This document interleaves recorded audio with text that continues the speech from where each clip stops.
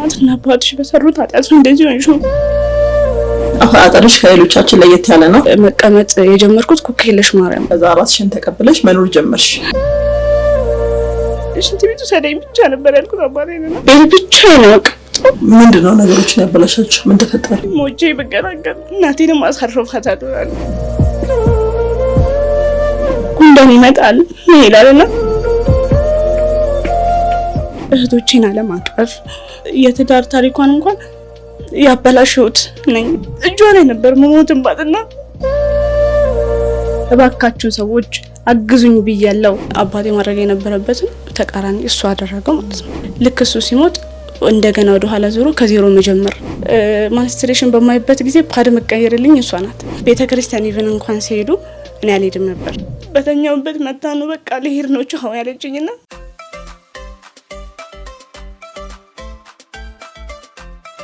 ሰላም ጤና ይስጥልን ውድ ተመልካቾቻችን፣ የላይፍ ፖድካስት ነው አዘጋጅቼ የማቀርብላችሁ ጥሩሳው ንጉሴ ነኝ።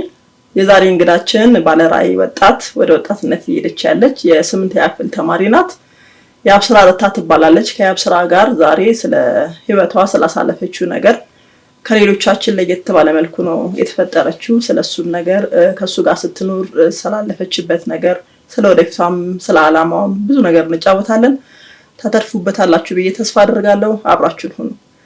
የአብስራ የጥሪያችንን ተቀበለሽ አብረሽን መሆን ስለፈቀድሽ በጣም አመሰግንሻለሁ። እስቲ ስለራስሽ የአብስራ ማናት ከሚለው ልጀምርና ራስሽን አስተዋውቂ። ስሜ አብስራ ረታ ይባላል። የ8ኛ ክፍል ተማሪና የወደፊቷ ለሀገሯ አብሪ ለቤተሰቦቿም አጋዥ የምትሆን የወደፊቷ ሳይካትሪስት ነኝ ማለት ነው።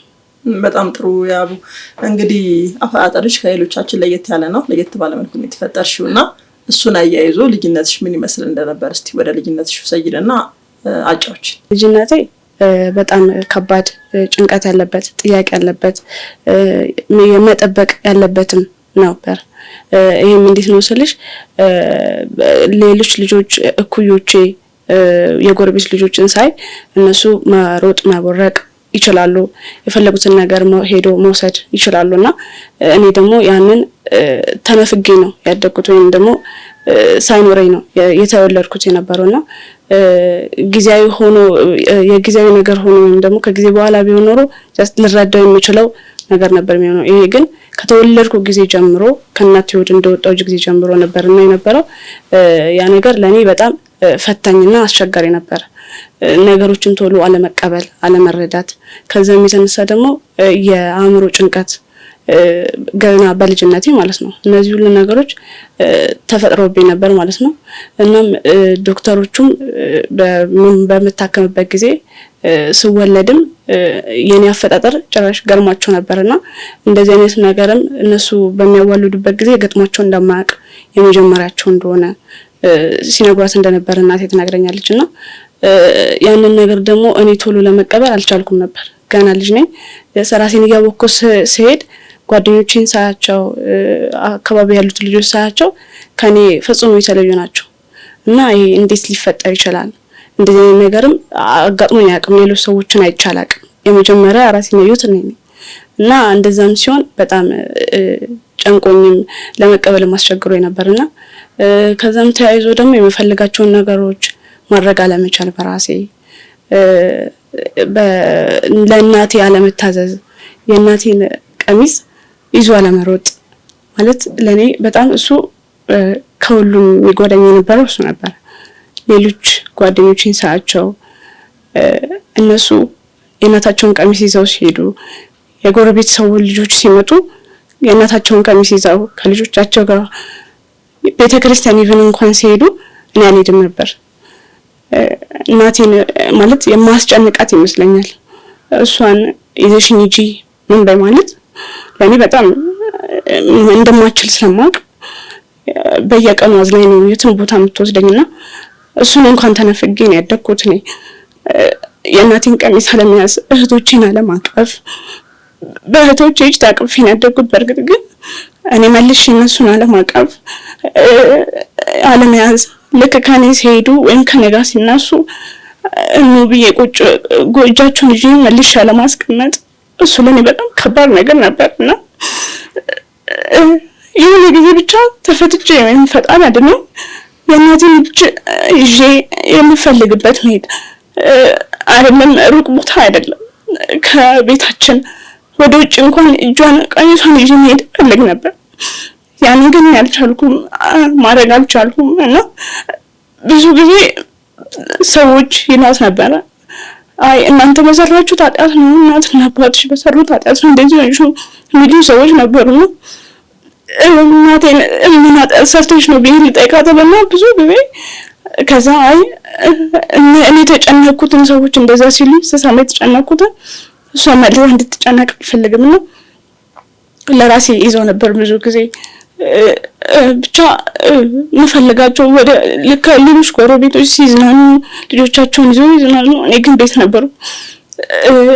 ቶሎም ትምህርት አልጀመርኩም ነበርና ጓደኞቼ ቦርሳቸውን ይዘው ምናምን ሲሄዱ ሳያቸው እኔ መቼ ነው እንደዛ መሆነው?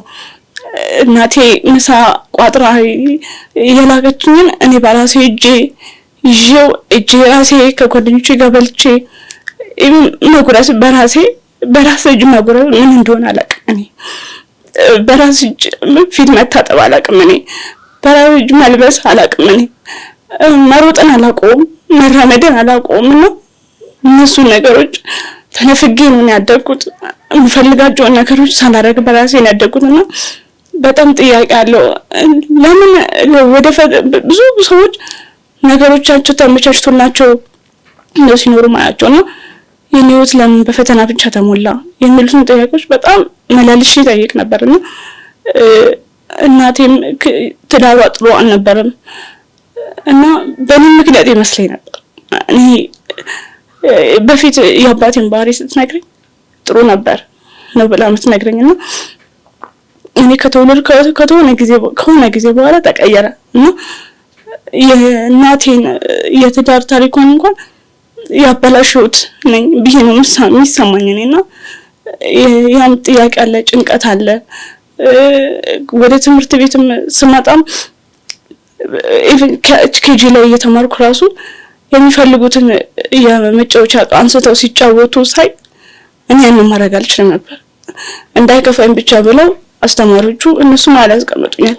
ቢያስቀምጡኝም ግን ምንም ማድረግ አልችልም ነው እሱን ነገር ሳይ እያደግኩ ደግሞ የመረዳት አቅም እየጨመረ በሚመጣ ጊዜ ብዙ ጥያቄዎች በፊት ከነበሩ ጥያቄዎች እየበዙ መጡና እነሱን ጥያቄዎች ማስተናገድ በራሱ በጣም የሚከብድ ነበርና በጥቅሉ ይሄን በጣም እንዲሁ በፈተና ነበር ጥያቄ ተሞላ ነበር ማለት ነው። እንግዲህ ያው ይሄም እንዳለ ሆኖ ደግሞ መንፈስ ጠንካራ ነሽ አይደለ? ማቻቸውን ነገሮች እንዳልሽው ቀደም በእጄ እንደዚህ ማድረግ አልችልም፣ በእግሬ እንደዚህ ማድረግ አልችልም ያልሽው ነገር አንቺ ደግሞ በሌላ ነገር ተክተሽው በጣም የምታስደንቂ ለሌላው ማርያ የምትሆኚ በጣም ጎበዝ ልጅ ነሽና እንዲህ ሊሰማሽ የማይገባ ምንነት እግዚአብሔር የካሰሽም ነገር አለ አይደል? የጎደለው ነገር ሁሉ እንዳለ እግዚአብሔር ደግሞ የካሰሽ ነገር አለና ነገም ደግሞ አንቺም እንደምትዩ የተሻለ ቀን ስለሆነ ሁሉ ነገር ይቀየራል ብዬ ተስፋ አደርጋለሁ። ግን ተመልካቾቻችን የበለጠ እንዲያውቁት አፈጣጠርሽ እንዴት እንደነበር እስቲ በደንብ አስረጂ። እኔ እስከማውቀው ወይም ደግሞ እናቴ እንደነገረችኝ ከሆነ ስወለድ ከናቴ ሆድ ስወጣ ማለት ነው ሁለቱ እግሮቼ የተጣመሩ እጆቼም የተጣመሩ ሆኖ ነበር የተወለድኩት። አሁን እንደዚህ እንደምናየው የተፈቱ አልነበሩም። እናም የተለያዩ ሰውነት ክፍሎቼ ላይ እንደ መጎርጎድ ነገሮች ያሉበት ነበር፣ ሙሉ አልነበረ እዚህ አንገቴ ስር ምናምን ማለት ነው። እና እንደዛ ሆኜ ነበረ የተወለድኩት። መጎርጎድ ማለት ልክ እንትኑ ውስጣችን አለ ስጋው አለ አይደል? እሱ ወደ ውስጥ ነበርና እንደዛ ነበረ የነበረው። ከዛም በኋላ ነው ከጊዜ በኋላ እየታከምኩ ስመጣ ፊዚዮቴራፒ ስጀምር ጸበልን ስትወስደኝ ነው እየተስተካከለ ከጊዜ ሂደት ማለት ነው እየተስተካከለ የመጣው እንጂ ስወለድ ማዘልም አልችልም፣ ማቀፍም አልችልም። በቃ ለምንም ነገር ማይመች ነበረ የነበረው። ልዘል ብትል አታዝለኝም፣ ምክንያቱም እግሮቼ የተጣመሩ ስለነበሩ እጆቼም እንደዛው እና ልልቀፋትን ብትል ለማቀፍም አይመችም ነበረ። እግሮቼ የተጣመሩ ስለነበረ ልተኛ የምችለው በጀርባዬ ብቻ ነበር። መቀመጥ አልችልም። ከዛ ጀምሮ እና አሁን እንደምቀመጠው የዛኔ ልክ ነገሮች የተስተካከሉ ሲመጡ ኢቭን እንደ ተስተካክዬ አልቀመጥም ነበር። በራሴን ችዬ የሆኑ ነገሮች ደግፈውኝ ልብስ ደግፈውኝ ወይም ደግሞ ሰው መጥቶ ደግፎኝ ነው መቀመጥ የነበረው። ከዛ በኋላ ነው በሕክምና ሲሉ አብዛኛው ደግሞ በጸበል ማለት ነው መቀመጥ የጀመርኩት። ኩክየለሽ ማርያም ነው ሄደን እና አክስቴ እናቴና እኔ ሆነን ነበር የሄድነውና ከጸበል ወተን ሜዳ ላይ እንቀመጥ ብለን የዛኔ አክስቴ እንዴት እንዳሰበችው አላውቅም። ብቻ ታይቷት የሚሆን አላውቅም። ድንገት ስታስቀምጠኝ ሜዳ ላይ ቁጭ ነው ያልኩት ድንገት ማለት ነው ለመጀመሪያ ጊዜ። ሌላ ጊዜ ተደግፌ ነበር መቀመጥ። እዛኔ ግን ምንም መደገፊያ አልነበረም። ሜዳ ነው ቁጭ ስታረገኝ ብቻ አልተንገራገርኩም፣ ምንም አላልኩም፣ ቁጭ ነው ያልኩት። ከዛም በኋላ ደግሞ እግሬም ደግሞ የተፈታው አንዱኛው እግሬ እናቴ እንደነገረችኝ ከሆነ ህልም አይታ ነውና አንዱ እግርሽ ወርዷል አለችኝ፣ ተፈቷል የነበረውና ከዛ በኋላ እየታከምኩ ፊዚዮቴራፒ ሳደርግ ሁለቱም እግሮቼ እጆቼም መፈታት ጀመሩ ማለት ነው። ግን መፈታት ይጀምሩ እንጂ አይራመዱም፣ አይጽፉም። እጄም አይጽፍም፣ አይዝም፣ እግሬም ደግሞ አይራመድም። እንቅስቃሴ ይኖረዋል ግን ራሴን ችዬ መራመድ ምናምን አልችልም። አይዘረጋም። የሚዘረጋበት እስከሆነ መንገድ ብቻ ነው እንጂ ያን ያክል በደንብ ኖርማል ሰው እንደሚዘረጋው ነበር የሚዘረጋ የነበረውና ከዛ በኋላ ፊዚዮቴራፒ ሳደርግ ሰርጀሪ ስሰራ ቀዶ ጥገና ሲያደርጉልኝ ቀዶ ጥገናውን አድርጎት ማድረግ የፈለጉት የነበረው መራመድ አይችልም ከዚህ በኋላ የነበረው የሐኪሞቹም ሐሳብ ወይም ደግሞ የሚነግሯትም የነበረው እጅግ በጣም ተስፋ አስቆራጭ ነበረ። ማለት ጭንቅላቷ ውሃ ይቋጥራል፣ ሆዷ በጣም እንትን ይላል፣ ያድጋል፣ መቀመጥ ምንም ነገር ማድረግ አትችልም፣ መናገር አትችልም፣ በራሷ ምንም ነገር ማድረግ አትችልም፣ ረጅም እድሜም አይኖራትም ነበር ያሏት ዶክተሮቹ ነው። ያ ነገር ግን ፈጣሪ ለጥሩ ነገር ሲያስበው ለጥሩ ነገር ሲሆን ያ ነገር አልሆነም። እንዳሉት እነሱ ሆዴ ወደ ላይ አላደገም፣ ጭንቅላቴ ውሃ አልቋጠረም፣ አትሄድም ማለት አትቀመጥም፣ ምንም ነገር አታረግም ያሉትን ሰዎች ማድረግ ጀመርኩኝ እንደዛ ማለት ነው። እና እናቴ በእርግጥ ጠንካራ ናት። የነሱን ሐሳብ ብቻ አስባ ቢሆን ኖሮ እነሱ ያሉትን ነገሮች ብቻ ሰምታ ቤት ይዛኝ ብትቀመጥ ኖሮ ይሄ ነገር አይሆንም ነበር፣ ዛሬ እንደዚህ አይሆንም ነበር ማለት ነው። ግን ያው እነሱን ምን አልኩት፣ አንዱን ዶክተር አለችኝ ከእግዚአብሔር በታች ጥበበኞችን አስቀምጧል እና ጥበበኞችን ያስቀመጠው ደግሞ እሱ ማድረግ ሳይችል ቀርቶ ሳይሆን እሱ በእናንተ ላይ አድሮ የሆነ ነገር ላይ ያደርግ ላስተምር ነውና ወደ እናንተ የመጣሁት ለዚህም ነው ማለት ማድረግ ነበረብኝ እያልኩ ያንን ሳላደርገው ከመቆጭበት ብዬ ነው የመጣሁት እንጂ ፈጣሪን ሰላምን ቀርጬ በእናንተ ብቻ ተማምኜ አልነበረም ብላቸው ነበርና ያንንም በማድረጓ ነው እኔ ዛሬ ላይ እንደዚህ እንትን ያልኩት ቁጭ አልኩት።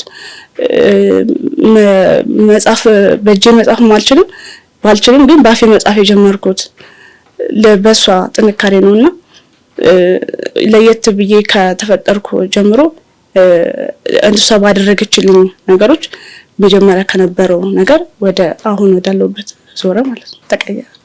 በጣም ቆንጆ አውቃለሁ። እውነትሽን ነው። እናትሽ በጣም ጠንካራ ሴት ናት። የሚገርም ጥንካሬ ነው ያላት ከማቅሽ ጊዜ ጀምሮ። ትዝ ይለኛል እኔ 9 ዓመት ወይ 8 ዓመት ልጅ እያለሽ አንድ ኤንጂኦ ላይ ለስራ መጥቼ ነው ያየሁሽና የነበረሽ ሳቅ፣ የነበረሽ ጨዋታ፣ ተጫውተናል። ራዕይ የነበረሽ በዛ በትንሽነት እድሜሽ ራሱ ማለት ነው። የሚደንቅ ነው። ይሄ እንግዲህ እንዳልሽው የእናትሽም ጥንካሬ ወደ አንቺም ተጋብቶ አንቺም ደግሞ እግዚአብሔር ውስጥሽ ያስቀመጠው ዓላማ ስላለ እሱን ስለምታውቂ ነው ጠንካራ ሆነሽ እስካሁን ድረስ የቆየሽውና እኔ ጥንካሬሽን በጣም ነው የማደንቀው። ደግሞም ነገ የተሻለ ቦታ እንደምትደርሺ ምንም ጥርጥር የለውም። ከአንቺ ጋር ማውራትም አንድም የፈለኩት በደንብ ስለምተማመን ነው፣ ነገ የምትደርሺበት ቦታ ስለሚታየኝ ማለት ነው። ከዚሁ ጋር አያይዞ እስቲ ልጅ እያለሽ እንግዲህ በእነዚህ ነገሮች አለፍሽና ከዛ ራስሽን ተቀብለሽ መኖር ጀመርሽ። ትምህርት ቤት መሄድ አይደለ የዕለት ዕለት ኑሮሽን መኖር ቀጠልሽና በዚህ ሂደት ውስጥ አካባቢሽ ያሉ ሰዎች፣ ትምህርት ቤት ያሉ ጓደኞች፣ ቤተሰቦችሽ ከአንቺ ጋር ያላቸው ግንኙነት ምን ይመስል ነበር? እስቲ እሱን አንሽልን። ደግሞ ጓደኞቼና በአካባቢ ያሉት ጎረቤቶቻችን ማህበረሰቡ እንዳለ ይሄ ስሜት ወይም ደግሞ ይሄ አካል ጉዳተኝነት አለብኝ ብዬ እንዳላስብ ፈጽሞ ያደረጉኝ እነሱ ናቸው። እንዴት ቢባልም ልክ ከልጆቻቸው እኩል ከእናቴ ጋር ወስደውኝ ራሳቸው አጥበውኝ ራሳቸው ልብስ ቀይረውልኝ እዛው ምግብ አብልተውኝ ምን ብለውኝ ከልጆቻቸው ጋር እኩል እንደሆንኩኝ ከነሱ ጋር አብሬ እንድጫወት እያደረጉኝ የምፈልጋቸውን ነገሮች እያደረጉልኝ እናቴ በማስኖር ጊዜም እየመጡ እየወሰዱኝ ነበረ የነበረውና ትምህርት ቤት ከገባው በኋላም አስተማሪዎቼ፣ ጓደኞቼ፣ ዳይሬክተሮቹ በሙሉ በጣም በጥሩ ፍቅር ነበረ። ከሌላው ተማሪም በተለየ በጣም ማለት ነው ሲንከባከቡኝ ሲያስቡልኝ የነበረውና በተለይ ጓደኞቼ አሁን የመማርበት ትምህርት ቤት ያሉት ጓደኞቼ እናቴ በፊት ከትምህርት ቤት ካደረሰችኝ በኋላ ምሳ ሰዓት ላይ ደግሞ ትመጣ ነበር ለሽንት ቤት ምሳዬንም ለማብላት ነበር የምትመጣው። አሁን ግን ያ ነገር አልፎ አልፎ ሲደወልላት ብቻ ነው እንጂ የምትመጣው አሁን እሱ ነገር የለም። የክላስ ጓደኞቼ ሽንት ቤት ስፈልግ ራሳቸው ናቸው ይዘውኝ የሚሄዱት የነበረው። ከዛ ሴት ጓደኞቼ ደግሞ ፈልገው ነገር አድርጎልኝ ከዛ ደግሞ እነሱ ደግሞ መልሰው ይዘውኝ ይሄዳሉ። ውጪ መውጣት ስፈልግ ስፖርት ምናምን አንዳንድ ጊዜ ስንወጣ ያብስራ እዚህ ቁጭ በይ ምናምን የሚለኝ አስተማሪ የለም። ዳይሬክተራችን እዛ ከሄደ የኔን ስም ሳያነሳ አይመጣም።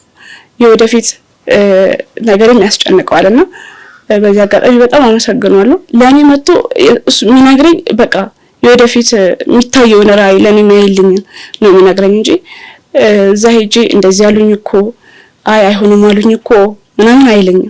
እና ብቻዬን እንኳን ሲያገኝ የቅርርብነታችን የዳይሬክተርና የተማሪ አይደለም።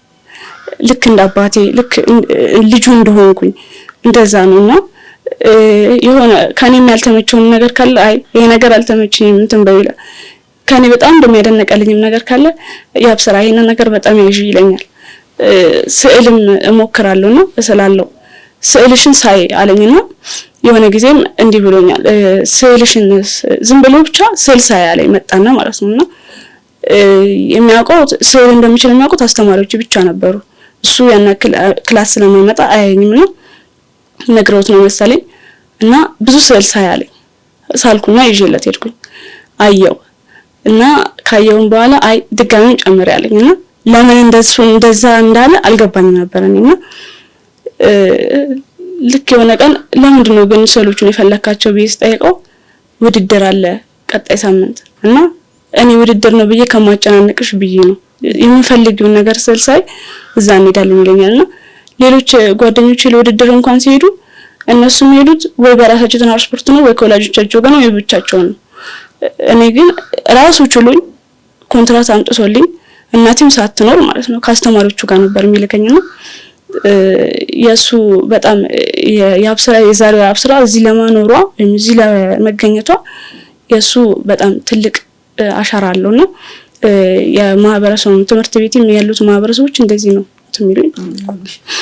እግዚአብሔር ይስጠው። እንግዲህ አሁን እንደሚባለው መምህራን ሌላ ወላጆቻችን ናቸው። እሱን ነው የተገበረው።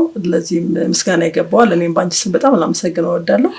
ከዚሁ ሳንወጣ ልጅ እያለሽ ትምህርት ቤት ስትገቢ በቀላሉ ነበር የተቀበሉሽ? የመጀመሪያ ትምህርት ቤት ስትገቢና ትምህርት ቤት ስታስገባሽ የነበረው ነገርስ እንዴት ነበር? ኬጂስ የት ነው ያሳለፍሽው? እንዴት ነው ያሳለፍሽው? እስቲ እሱንም አንሺልን። በመጀመሪያ ቅድም ዶክተሮቹ እንዳሉሽ ለእናቴ የሚነግሯት የነበረው ተስፋ አስቆራጭ ነገሮች ነበርና የመጨረሻ አንዱ ዶክተር ጋር ስትሄድ የነበረው የነገራት ሌሎቹ ነርሶች ማለት ነው ቁርጡን ነገር ነገሯት ማለት አትመላለስ፣ የሆነም ነገር ከሆነ መሆን ያለበት ነገር ቶሎ ይሁን፣ ማየንም ነገር ከሆነ ተስፋ በቃ ተስፋ አድርጋ ብቻ ባባዶ ተስፋ እንዳትኖር ብሎ አስቦ ንገሯት አለና አንዱ ዶክተር ምን አለኛለችኝ እናቴ ልጅቷ አእምሯ ይሰራል፣ እግሯና እጇን እንጂ ማይሰራ አእምሯ ይሰራል፣ መማር ትችላለች። ስለዚህ እንደማንኛውም ልጅ መማር እስከቻለች ድረስ እንደዚህ ትድን ይሆን ወይም ትንትል ይሆን እያልሽ ያመላለሻት እድሜዋ እንዳያልፍ ትምህርት ቤት መግባት አለባት በቃ ብሎ ነገራትና እዛ ሐኪም ቤት በመታከምበት ጊዜ ነፍሱን ይማር አሁን በህይወት የለም አንድ ያሬድ የሚባል ሰው ታገኛለችና እሱን ከማግኘቷ በፊት ግን ትምህርት ቤቶች ልክ ያ ዶክተር እንደዛ ካላ በኋላ ትምህርት ቤቶች መፈለግ ጀመረች። የተለያዩ የግል ትምህርት ቤቶችን ሞክራለችና የመንግስትም እንደዛው የነሱ ምላሽ ግን የነበረው እኛ ካሰብነው በተቃራኒ ነበር። አንቀበልም ነበር ያላት። ለምን? በርግጥ ይሄን ያክል ግልጽ የሆነ ነገር የላቸውም። ግን አንዳንዱ ትምህርት ቤት እንዴት ነው ልዩ ፍላጎት ያላቸውን ተማሪዎች አያስተምሩ። እንዲሁም ደግሞ ለማስተማርም ቢፈልጉ የነሱ አቅም ውስን ነው። አጋዥ ያስፈልጋል። እነዛ ልጆች ደግሞ በራሳቸው ማድረግ የሚችሉም አሉ፣ ማይችሉም አሉ። ስለዚህ ከነሱ እኩል ደግሞ እንትን ብሎ ለነሱ ብቻ ተለይቶ የሚደረግ እንክብካቤ አልነበረምና ያንንም ፍራቻ የሆነ ነገር ቢፈጠር እንኳን ብሎ ከመፍራትም አንፃር ይመስለኛል እና አልቀበልም ማለት። ከዛ ያሬድ ያልኩሽ ሰው ሲያገኛት ትምህርት ቤት ወዲያው እንድትፈልግ ሙሉ ወጪውን እሱ ሸፍኑልኝ እንደሚያስተምረኝ በህይወት እስካለ ድረስ እኔም በህይወት እስካለው ድረስ ሙሉ ወጪውን እንደሚሸፍንልኝ ነበር የነገራትና እሱ አስገባኝ ትምህርት ቤት። ያ አልቀበልም የተባለበት ትምህርት ቤት ገባው ማለት ነው። ሙሉ ወጪውን የሚሸፍንልኝ እሱ ነው። የምግቤን፣ የአልባሳቴን፣ የትምህርት ቤቴን ቁሳቁስ ትምህርት ቤት የሚከፈለውንም የሚከፍልልኝ እሱ ነበር ሙሉ ማለት ነው። አባቴ ማድረግ የነበረበትን ተቃራኒ እሱ አደረገው ማለት ነው። ልክ በቃ እንደ ልጆቹ የሚያይኝ ልክ በቃ ራሱ እንደወለደኝ ነገር ነውና ትምህርት ቤቴ የመጣ ልደቴ በሚሆንበት ጊዜ ለጓደኞቼ ቀድሞ ይነግራቸውና ሰርፕራይዝ ያደርገኝ ነበር። እዛ እየመጣና የመዝናኛ ቦታ ይወስደኛል ከልጆቹ ጋር የምፈልገውን ነገር ብቻ እኔ በጠየቅኩት ሰዓት ከጎኔ ነበር እሱ ሰውና በሱ ምክንያት ትምህርት ቤት ገባው ማለት ነው። ልክ ከዛ በኋላ ግን እሱ ሲያርፍ በስጋ ሲለየን በጣም ከባድ ነበር ህይወት።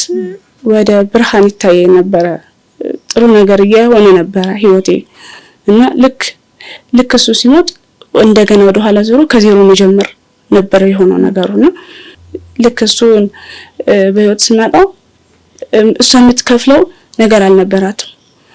ትሰራለች ግን የምትሰራው የሚከፈላት ክፍያ በቂ አልነበረም። እኔ ያለው ሌሎች ታላላቅ 2 እህቶች አሉኝ። እነሱን ያስፈልጋቸው ነገር አለ። ቤታችን የሚያስፈልገው ነገር አለ። እሷም እንደናት የሚያስፈልጋት ነገር አለና እነዚህ ሁሉ ነገሮች ለማሟላት ማይሆን ነው እንትኑ ክፍያው የነበረውና ከዛ በኋላ ከዛ ትምህርት ቤት ወጣው ማለት ነው። ከዛ ትምህርት ቤት ከወጣው በኋላ የሄድኩት በአንድ ቤተ እምነት ወይም ቤተክርስቲያን ስራ ያለ ትምህርት ቤት ነው የገባሁት። ከዛ በኋላ እዛ ከገባው በኋላ እዛም እንደዛው ክፍያ ነበረውና ክፍያውን ከዛኛው ትምህርት ቤት ትንሽ ያነሰ ነበር ያኛውና እንተናለች ተገባው እዛ አስመዘገበችኝ።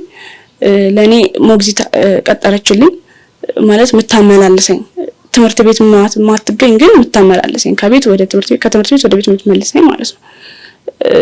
እሷም አንዳንዴ በምትኖር ሰዓት ራሷን ትወስደኛለች ማለት ነው። ከዛ በኋላ ግን በዛኛው ትምህርት ቤት እያለው እሷን ለምጄ ነበር። እሷ ነበርሽ ከጎኔ ነበረችውና ባንዴ ወደዚህ ሲቀየር ደግሞ ለመልመድ በጣም አስቸጋሪ ነበር። ትምህርት ቤቱ አዲስ ነው፣ ማንንም አላውቅም።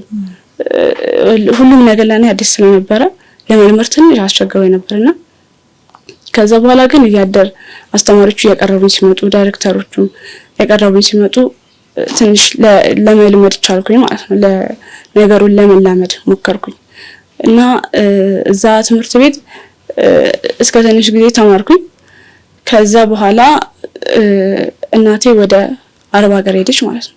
ነገሮችን ቢሲሏት አልሳካ ሲሏትና እዛ ከሄደች በኋላ እኔ እሷ ስትሄድም እዛ ነበር መማረው እና እሷ በምትልከው ገንዘብ ይከፈልልኝ ነበር። እዛም ሞግዚቴን የምትከፍላት የነበረችው እሷ ነበረች። እሷ ሰርታ በምትልከው ገንዘብ ማለት ነው። ቤተሰቦቹ ሁሉ የሚተዳደሩ የነበረው እሱ ነበር። ከዛ በኋላ ግን ነገሮች ተቀየሩ ማለት ያቺ አብራኝ የነበረችው አስቀምጣልኝ የነበረችው ሞግዚት የራሷም ህይወት ስላላት የነበራት አማራጭ የነበረው እኛን ትቶ መሄድ ነበር። እሷ ከሄደች በኋላ እስከ ትንሽ ጊዜ አባቴ ያመላልሰኝ ነበር። እህቶቼ ያን ያክል አቅም አልነበራቸውም፣ ግን ባይኖራቸውም ለምን እንትን ለማለት እስከመቼ እሱን እንጠብቃለን ሰው እንጠብቃለን ብለው ታላቅ እህቴ ምንም አቅም የላትም በጣም ልፍስፍስ ናትና ከሷ ይልቅ ሁለተኛ መሀል ላይ ከኔና ከሷ መሀል ያለችው እህቴ በጣም ጠንካራ ናትና የተጋገዙ ይወስዱ ነበር አባቴ ስራ በሚሆንበት ጊዜ። ከዛ በኋላ ነገሮች እንትን እያሉ የተበላሹ ምናምን ነገር መጡና ጭንቅላቴ በቃ አእምሮዬ ማለት በጣም መጎዳት ጀመረ። ምንድነው ነገሮችን ያበላሻቸው? ምን ተፈጠረ? አንደኛ የእናቴ መሄድ ነው። እሷ ነበረች ሁሉም ነገር እንትን የምትለው። ሁለተኛው ነገር ደግሞ ምንድነው ጎረቤት ጋር አንድ ጊዜ አስቀምጣኝ የጎረቤት ልጅ ነው ጥቃት ሊያደርስብኝ ሲል እንትን ብዬ ነው ራሴን እንትን ያልኩትና ጾታዊ ጥቃት ነበርና እሱንም ነገር አስታውሰው በጣም እንትን ይለኝ ነበርና እናቴ ባለመኖሯ ነው አንዳንዴ እላለሁ እሷ በስኖር ኑሮ ይሄ ሁሉ ነገር አይፈጠርም ነበርና በወቅቱ ለእህቶቼ ነበር የነገርኩት። የዛኔ ልጅ ስለነበርኩኝ ምን መደበቅ አለበት ምን መደበቅ የለበትም እሱ ምንም አላውቅም። የሚደበቅ ነገር ይሁን የማይደበቅ ነገር ምንም አላውቅም እና ያንን ልጅ ድንገት ሲያልፍ ነው ያሳየኋቸው ነው ልክ በቃ እናቴ ብትኖር ኖሮ እንትን ብትኖር እላለሁ ብዙ ጊዜ። ከዛም በኋላ ሁለተኛ ተደገመብኝ ማለት ነው። እሱም ደግሞ በጣም የቅርብ ጎረቤት የሚባል ነውና የዛኔ እሷን ነበረችው ትምህርቴንም አቁሜ ነበረ ከዛ በኋላ ማለት ነው። ቤት ብቻዬን ነው መቀመጠው። ጓደኞቼ ትምህርት ቤት ሲሄዱ እህቶቼ ትምህርት ቤት ሲሄዱ ብቻዬን ነበር መቀመጠው እና አንዳንድ ጊዜ ምግብ ማይኖርበት ጊዜ አለ። ቤታችን እንትን ስለነበረ ያፈር ስለነበረ ጉንዳን ይመጣል ይላልና ከነዛ ነገሮች ሁሉ ሮጬ አላመልጥም። ያኔ እናቴ በትኖር ኖሮ እላለሁ ማለት ወቅሳትም ነበረ። እንደመጣችም ሰሞን እናቴ አይደለሽም ብያት ነበረ ማለት እኔም አይፈረድብኝም ካሳለፍኳቸው ነገሮች ሁሉ ማለት ነው። እኔ ለምን እንደሄደች አላውቅም ነበር። ድንገት ነው የሄደችው። በተኛውበት መታ ነው በቃ ልሄድ ነው ቻው ያለችኝና ምንም ነገር አላውቅም እኔ ሲጀመርምና ለኔ ሁሉም ነገር ድንገት ሲሆንብኝ ይሄ ነገር ሲደራረብብኝ በጣም ከባድ ነበርና የዛኔ እንደዛ ከሆነብኝ በኋላ አንዳንዴ አባቴ መሳሳለ ይመጣ ነበርና በቃ ያልኩት ምንድነው ሽንት ቤቱ ሰደኝ ብቻ ነበር ያልኩት አባቴና ወንዶች በጣም መጣላ ነበር። ወንድ ማለት ከአባቴ ውጪ ወንድ በጣም ነበር መጣላው። እሱ ለራሱ ግድ ሲሆንብኝ ነው ማለት ነውና ጓደኞቼን ሳይ የጎረቤት ልጆችን ሳይ በጣም መረቅ ነበር። በቃ ለምን እላለሁና ሁሉም እህቶቼ እነሱ ጓደኞች አሏቸው ከነሱ ጋር ሲግባቡ እነሱም ልክ እንደኔ የሚያደርጓቸው ነው ይመስለኝና አፍ አውጥቼ አልነግራቸውም። ምክንያቱም ብነግራቸው ጎረቤትና ጎረቤት ነው ማጣለው እላለሁ እና የሁለተኛው ሲደገምብኝ በጣም ትልቅ ነበርኩኝና እንደ አመት ይሆንሻል 8 አመት ላይ ምናምን ነው የሚሆነውና እሷ ወደ 9 አመት ሊይዝ አካባቢ ነው የመጣችው እሷ። ከዛ በኋላ ግን በቃ ቅርብ የነበረ ጎረቤታችን ስለነበረ ያዘው እናቴን ማለት ብነግራት እሷ ራሱ ስትመጣ ብነግራት በዛ ሰዓት ለአባቴም እያለ ብነግረው ኖሮ የሚፈጠሩት ነገሮች በጣም የተበላሹ ነበር የሚሆኑት። አባቴም ያንን ሰው ሊገድል ሊል ይችላል። እህቶቼም እንደዛው ድጋሜ እኔ ብቻ የለውም ማለት እናቴም አትኖርም ማንም አይኖርምና ድጋሜ ወደ ኋላ ዜሮ ሊሆን ነው ሁሉም ነገር። ስለዚህ ያለኝ አማራጭ ዝም ማለት ነበር። እንደመጀመሪያው መናገር አልቻልኩም። እንደመጀመሪያ አፋውጥቼ ላስረዳቸው አልችልም ለቤተሰቦቼና በጣም ከባድ ነበርና እናቴ ብትኖር ኖሮ ከጎኔ ብትሆን ኖሮ እነዚህ ሁሉ ነገሮች አይፈጠሩብኝ ነበርና እሷንም በሚሄዷ በጣም ሞቅሻት ነበር። ለምን ሄደች? እዚህ ባለን ነገር እንኖርን ነበርና እዚህ ባለን ነገር እንኖርን ብንል እጇ ላይ ነበር መሞትባትና ሌላ እሷ ላይ ጸጸት ነበር የሚሆንባት። በአንድ ጎኔ እንኳን መሄድ እችላለሁ፣ በአንድ ጎኔ ደግሞ ለምን ሄደች እና እነዚህ ነገሮች የተደራረቡብኝ ሲመጡ በጣም ከባድ ነበር። አልቻልኩም። ለምን ተፈጠርኩ ል ነበር እና እሷም ከመጣች በኋላ እንደ እናቴ እንደመሆኗ ልነግራት ላስረዳትና አይ ገና ከመምጣቷ ከጎረቤት ጋር ጣላታለሁና እተዋለሁና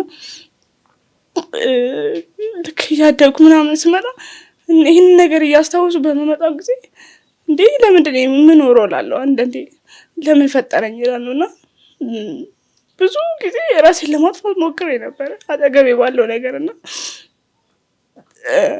ፈጣሪ ይይዘኛል። ለምን እንደሆነ አላውቅምና ለሆነ ለምክንያት ፈጥሮኝ እንደሆነ እኮ አውቃለሁ። ግን ሁሉም ነገር ሲደራረብብኝ ደግሞ አልችልም በጣም እና ወይ ሞቼ ብገላገል እናቴንም አሳርፋታለሁ እላለሁ። እሷ መሆን የምትፈልገው ነገር በጣም ብዙ ነገር ነበር። የራሷ ስራ ኑሯት በቃ አስተዳዳሪ ሆና መቁረብ ትፈልግ ነበር በዚህ እድሜዋ።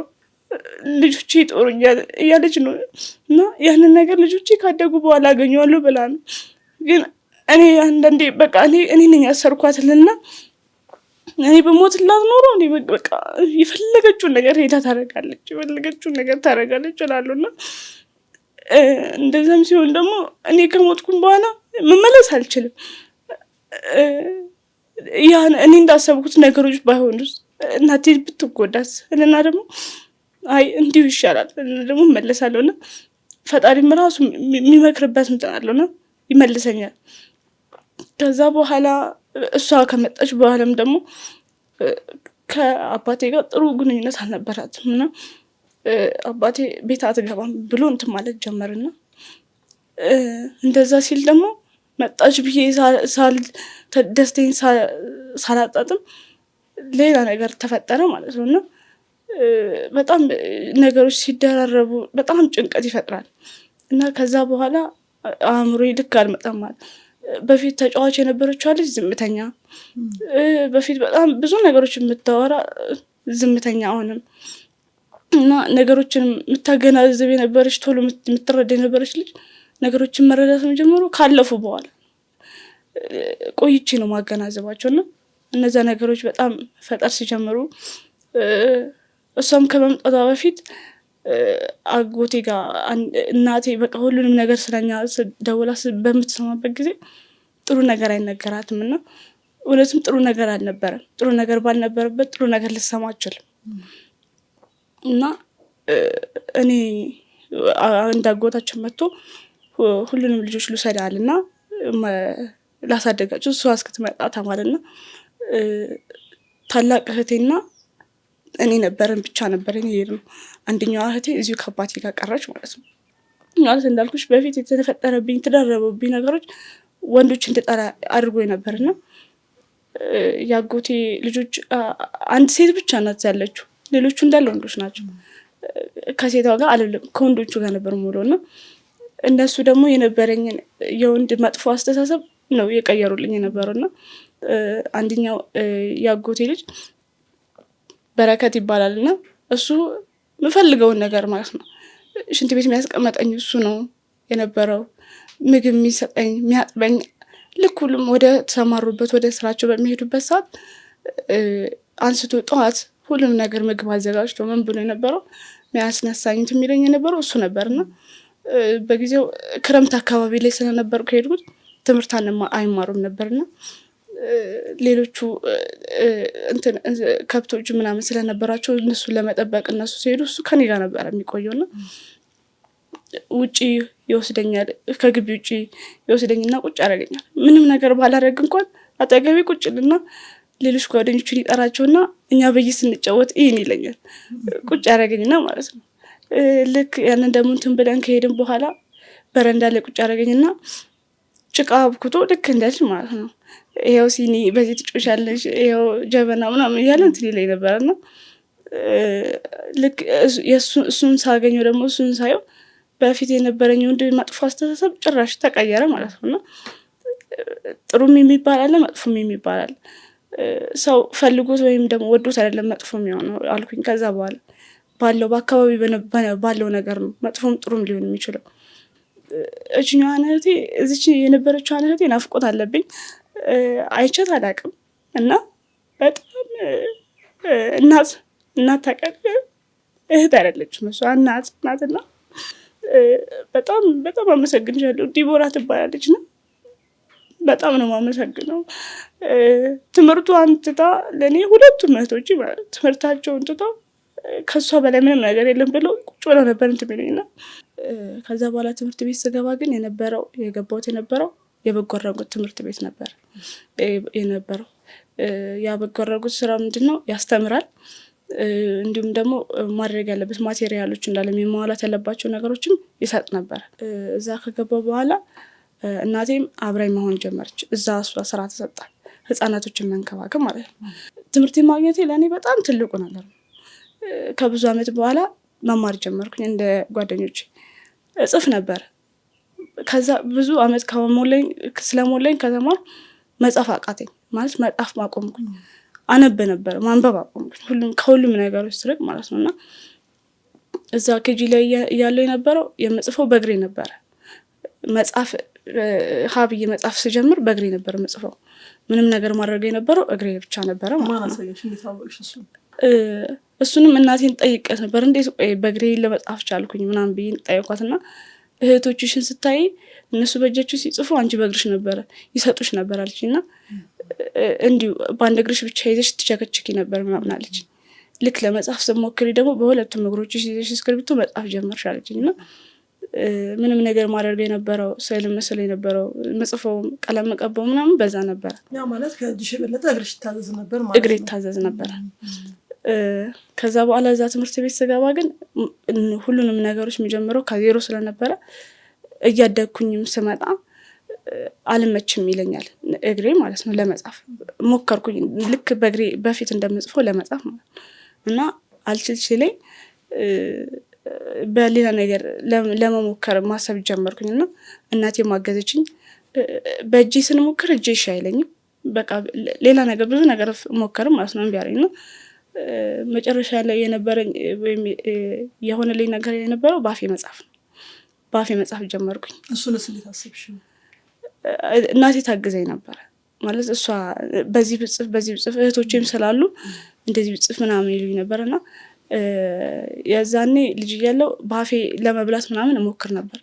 ውሃም መጠጣ ነበር በራሴ እና እነሱ ይቀዱልኛል በኩባያ አድርገው ኩባያዋን ጫፏን ይዣት በጥርሴ ማለት ነው እጠጣለሁ።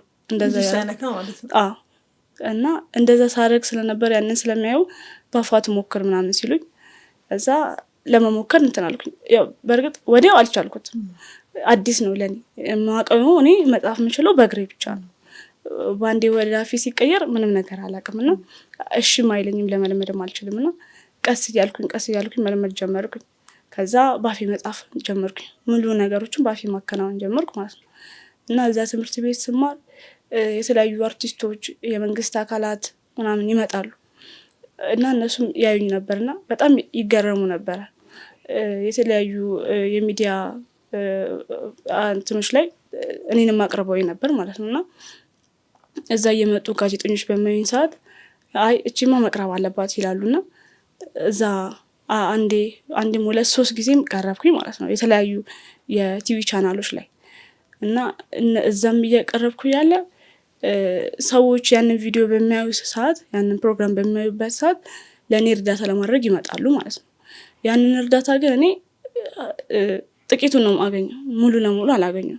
ያንም የሚሆንበት ምክንያት የድርጅቱ አስተዳዳሪ የሆነችዋ ሴት ያንን ለእኔም ብቻ ሳይሆን ሌሎች ልጆችም የሚያገኙትን እርዳታ ሙሉ ለሙሉ አትሰጥም። ብትሰጥም አንዴ እያለፈች ነው እና ሙሉ ነገሮቹ ይወሰዳሉ፣ ወደ እሷ ተወስደዋለች። ከዛም በኋላ ትሸጠዋለች ማለት ነው። በምን አወቅሽ አንቺ? አሁን ልጅ ነሽ በዛ ሰዓት እነዚህ ነገሮች እንደሚደረጉ በምን አወቅሽ? አንድ የሙዚቃ መሳሪያ ተጫዋች አለና እሱ እዛ ድርጅት ይመጣል እና ያይኛል። ልክ የዛኔ ከእሱ ጋር ካወራን በኋላ ስንለያይ ስዕል ስስል አይቶኛል እና ለስዕል የሚያስፈልግሽን ሙሉ ነገሮች እኔ ልክልሻለሁ አለኝ ማለት ነው። እዛ እሺ አልኩት። መጠብቀው የነበረው እንደሚሰጠኝ ነው፣ እንደሚላክልኝ ቃል ገብቶልኝ ስለሄደ ማለት ነው። ከዛ በኋላ እዛ እሱ ልጁ የሚሰራበት ባህላዊ ሆቴል አለና እዛ ስንሄድ ሰውየውን አገኘሁት። ለምን ያን ሰው ተጋብዘን ያንተን ማለት ነው የዛ ሆቴል ባለቤት የሆነ ሰው እዛ መጥቶ አይቶ ነበርና ይሄን ያክል ልጆች እፈልጋለሁና ይዘሻቸው ነው ብሏታል። እና እኔንም ይዘኝ እንድትሄድ ነግሯት ነበር ለሴትዮዋና ሄድን። እንዳጋጣሚ ሆኖ አገኘሁት ያን ሰው ማለት ነው። እና ልክ ለብቻችን በምንሆንበት ሰዓት ላይ እንደዚህ አደረሰሽ ወይ ብሎ ጠየቀኝ ማለት ነው። የስዕል መሳያ ልክልሻለሁ ብዬሽ ነበር ትዝ አለሽ አለኝ። እኔ እንደው በወቅቱ አልረሳሁትም ነበር። አዎ ስለው ደረሰሽ አለኝ። እኔ እስከማስታውሰው ድረስ ግን ያ ነገር አልደረሰኝም። እና ሌሎችም ጓደኞቼ እዛ የሚማሩት ልክ እንደኔ እነሱን በሚጠይቁበት ሰዓት የሚመልሱት ተመሳሳይ መልስ ነው ከኔ ጋር። እና ያ ነገር እንደዛ እንደሆነ እገባኝ ማወቅ ጀመርኩ ማለት ነው። ከዛ በኋላ ከእናቴ ጋር ሳትስማማ ስትቀር እናቴ መዛ ትሰራለች ብዬሽ ነበርና ከዛ ስራ ወጣሽ እናቴ። እና ከኬጂ ጀምሮ ነው የጀመርኩት እኔ ድጋሜ ማለት ነው ደግሜና ከኬጂ እስከ 2ኛ ክፍል ተማርኩኝ እዛ ትምህርት ቤት ውስጥ። በ9 ዓመትሽ ኬጂ ጀመርሽ እንዳልሽ ማለት ነው? ከኬጂ ጀመርኩ። ስንት ዓመት ነበር አቋርጠሽ የቆየሽ ትምህርትሽን? እናቴ ወደ 3 ዓመት ምናምን ይሆናል። ከዛ በኋላ 2ኛ ክፍል እንደጨረስኩኝ ከዛ ትምህርት ቤት ወጣው ማለት ነው። እናቴ እኔ ከመውጣቴ ከ1 ዓመት በፊት ቀርማን የወጣችው የነበረውና ከዛ ወጣውኝ እንዳልሽኝ ባለመስማማት ከእናትሽ ጋር። ከዛ ወጣውኝ እና ድጋሚ ከዛም ስወጣ ደግሞ ትምህርት ቤት ላቆም ሆነ እና በፊት ጠየቃቸው የነበረችውን ትምህርት ቤቶች ልጆኝ ጠየቀቻቸው ማለት ነው። ድጋሚ ጠየቀቻቸውና ድጋሚ መልሳቸው የነበረው እነሱም አይ ነበር አንቀበልም ነበርና አንደኛው ትምህርት ቤት ግን ሌላ ትምህርት ቤት እየተወዳደርኩ ምናምን ሽልማት ስሸለም ያንን እንትኖች አይተዋልና እናንተ ልታስመዘግበኝ ስትሄድ የተሰጡኝ ሰርተፊኬቶችን ሙሉ እንትኖች የምስክር ወረቀቶችን እነሱን ይዛ እየሄደች ነበር እያሳየቻቸው እንደምትለውና እኔን ሲያዩኝና ውጤቱን ሲያዩ እንትን አይለላቸው ማለት እሷ ናት ያመጣችው ሌላ ሰው አምጥቶ በዛ እንትን ቢባል ነበር የሚመስላቸውና ከዛ በኋላ ተቀበለኝ ማለት ነው። እሺ አቡ የጥሩ ቆይታ ነበረ። እንግዲህ እስካሁን ድረስ ያጫወትሽን የተለያዩ ነገሮች አሉ። በእነዚህ ሂደት ውስጥ ነገሮች ሲከብዱሽ በምንድን ነው የምትነሽ ወይም ደግሞ እንድትቀጥይ የሚያደርግሽ ነገር ምንድን ነው? ማንኛውም ሰው በህይወት ውስጥ የሚያጋጥሙት የተለያዩ ሀስሎች አሉ፣ ፈተናዎች አሉና አትፈትነኝ አይባልም። ከፈተና አውጣኝ ወይም ደግሞ ፈተናውን የምችልበት አቅም ስጠኝ ነው የሚባለውና አትፈትነኝ አልለው፣ ግን ፈተናውን የምችልበት አቅም ስጠኝ ነው። እነዛም ፈተናዎች የተለያዩ ይኖራሉ እና በህይወት ጉዞ ውስጥ ማለት ነው። እነዛ ፈተናዎችን ግን ሳስባቸው ከነዛ ፈተናዎች ወጥቼ እንድጠነክር የሚያደርገኝ ነገር ቢኖር እነዛ ፈተናዎች የመጡት እኔ ሊጥሉኝ ሳይሆን ወደ መፈልግበት ደረጃ ላደርሱኝ እንደሆነ ስለማመን ነው። ማንኛውም ሰው ተሳክቶለት ሁሉም ነገር ተመቻችቶለት አይወለድም፣ አይፈጠርም። በተመቻቸ ሁኔታ ላይ አይኖርም። እንደተወለደ ወይም ትምህርቱን እንደጨረሰ ቀጥታ ወደ ስራ አይደለም የሚሄደው። ማንኛውም ሰው ስራው መፈለግ አለበት። ሲቪውን አግብቶ አስገብቶ ይቀበሉታል አይቀበሉትም፣ እሱም ማወቅ አለበት። ከተቀበሉት በኋላስ እንዴት ነው የሚሰራው? እሱ ሁሉ እንትኖች ናቸው እንደ ትንሽ ነገር የምናያቸው፣ ግን ያን ሰው ስራውን ለማግኘት ይሄንን ነገሮች ሁሉ ማለፍ አለበት። እኔም ደግሞ በህይወት ያለፉትን የተፈጠሩትን ፈተናዎች የግድ ማለፍ አለብኝ። እነሱን ደግሞ ማለፍ የምችለው ስጠናከር ነው። የወደፊት ህልሜን ስለማየው ነው። መሆን የምፈልገውን ነገር ሊሆን የምችለው እነዛን ፈተናዎች ሳልፋቸው ስቋቋማቸው ብቻ እንደሆነ ስለማቅና እነዛንም ደግሞ እንዳይጥሉኝ የህይወት መንገዴ ናቸው። በቃ አንድ ሰው ከአንዱ ጎረቤታችን ከቤታችን ወደ አንዱ ጎረቤታችን የምንሄድበት መንገድ አለ አይደለ? ያንን መንገድ ካልሄድ ነው ወደ ጎረቤታችን ቤት ልንሄድ አንችልም። እኔም ደግሞ እነዛን ፈተናዎች ካላለፍኳቸው የምፈልጋቸውን ነገሮች ላሳካ አልችልም። እነዛን ነገሮች ካለፍኳቸው ልክ ስጓዛቸው ወይም ደግሞ ስኖራቸው ነው እነዛን ነገሮች እንትን ወደ ህይወቴ ማድረግ የምፈልገው ነገር ላደርግ የምችለውና የወደፊት ህልሜን ሳየው መሆን የምፈልገውን ነገር ስረዳው ሳውቀው ፈተኖቹ ምንም እንዳልሆኑና በቃ ልክ የህይወት መንገዴ እንደሆኑ ስለማስብ ነው የሚያጠናክሩ። ጥሩ። ከዚሁ ጋር አያይዞ የወደፊት የምትፈልጊው ነገር ምን እንደሆነም አንሺልን። ከዛ ደግሞ የዓለም ብርሃን እሆናለሁ የምትይው ነገር አለን። እሱስ ማለት ምን ማለት ነው? እሱንም አንሺልን። እሺ፣ የወደፊት መሆን የምፈልገው በዋነኛው ሳይካትሪስት ወይም ደግሞ የስነ ልቦና አማካሪ መሆን እፈልጋለሁ። ይህንንም ደግሞ ልሆን ያልኩበት ምክንያት እኔ ከጎኔ ማዋራቸው ሰዎች አልነበሩም፣ ምነግራቸው ሰዎች አልነበሩም። ብነግራቸው የሚረዱኝን አይረዱኝም የምላቸው ሰዎች ነበሩና ልክ እንደኔ የሚሰማቸው ሰዎች ያንን ነገር እንዲኖሩ ልቀርፍላቸው ስለምፈልግ ነው። ማንኛውም ሰው ጤነኛውም ሆነ ጤነኛ ያልሆነውም ማንኛውም ሰው የራሱ የሆነ ጭንቀት አለው ወይም ደግሞ ስትረስ አለው። እነዛም ጭንቀቶቹ ደግሞ አብዛኞቹ ሰው ሲጥለው ይታያል እና ማንም ሰው ሀገራችን ብቻ ሳይሆን ዓለም ላይ ያሉ ሰዎች በትንሽ ጭንቀት ወይም ደግሞ በህይወታቸው ላይ በሚያጋጥማቸው ፈተናዎች ወደኋላ እንዲወድቁ አልፈልግም እና የስነ ልቦና ምክር ማግኘት ችለው ያንን ከዛ ስሜታቸው ወጥተው ትልቅ ደረጃ ሊደርሱ የሚችሉ ብዙ ሰዎች አሉና እነዛን ሰዎች ደግሞ ለሀገሬም ለዓለም ማበርከት ስለምፈልግ ሳይካትሪስት መሆን እፈልጋለሁ። ሌላኛው ደግሞ ስነ ጽሁፍ እሞክራለሁና ድርሰትም ግጥምም ስለመሞክር ሞር ወደ ድርሰቱ አደላለሁ። እኔ በርግጥ ግን ሁለቱንም ባስኬዳቸው ደስ ይለኛል። ደራሲም ገጣሚም ማለት ነው። የራሴንም የህይወት ታሪክ የእናቴንም የህይወት ታሪክ ጽፌ የሌሎችንም ሰዎች የህይወት ታሪክ ጽፌ መማር ያለብን ሰዎች ከነዛ ሰዎች መውሰድ ያለብን ሰዎች ጥሩ ነገሮች ያለም ህዝብ ወስዶ ለራሱም ልምድ እንዲቀስም ማድረግ ስለምፈልግ እሱን ባደርግ ደስ ይለኛል። ሌላኛው ደግሞ ስዕል እና ድምጽ አንዳንዴ እሞክራለሁ፣ ቮካል ማለት ነውና በሞር በድርሰቱና በሳይካትሪስቱ መሄድ እፈልጋለሁ። እነሱን ደግሞ እንዲደግፍልኝ ደግሞ እነዚህንም ያሉኝን ታለንቶች መጣል ስለማልፈልግ ስዕሉንም ድምጹንም በሞክር እየሞከርኩ መሄድ ስለምፈልግ እነዛ ነገሮች በሆናቸው ደስ ይላል። የተለያየ ስዕሎችን ስለሽ አይቻለሁ። በጣም የሚገርሙ ዲዛይነር መሆን የምትፈልጊ ነበር የሚመስለው። ስዕል አሳሳሎችሽን አይቼ ዲዛይነር መሆን ትፈልጊያለሽ ስልሽ እንደውም እሱ ሀሳብ የለኝም ብለሽኛል እና ስዕሎችሽ የሚገርሙ ናቸው። እንዳልሽውም ስነ ጽሁፍም ትሞክሪያለሽ፣ ትጽፊያለሽ አይደል? እየጻፍሽ ያለሽው ነገር አለ። ግጥምም እንደዛው። እንደውም አሁን ለተመልካቾቻችን ከግጥሞችሽ አንዱን እንደምትጋብዥልን ቃል ገብተሽልኛል። እሱን ግጥም ትጋብዥልናለሽ? የግጥሜ ርዕስ እንዲህ ነው ወይ ህይወት ይሰኛል። አንድ ጥያቄ አለኝ ማንም ያልመለሰው፣ ፍጹም ያልተረዳሁት ትርጉሙም አላውቀው።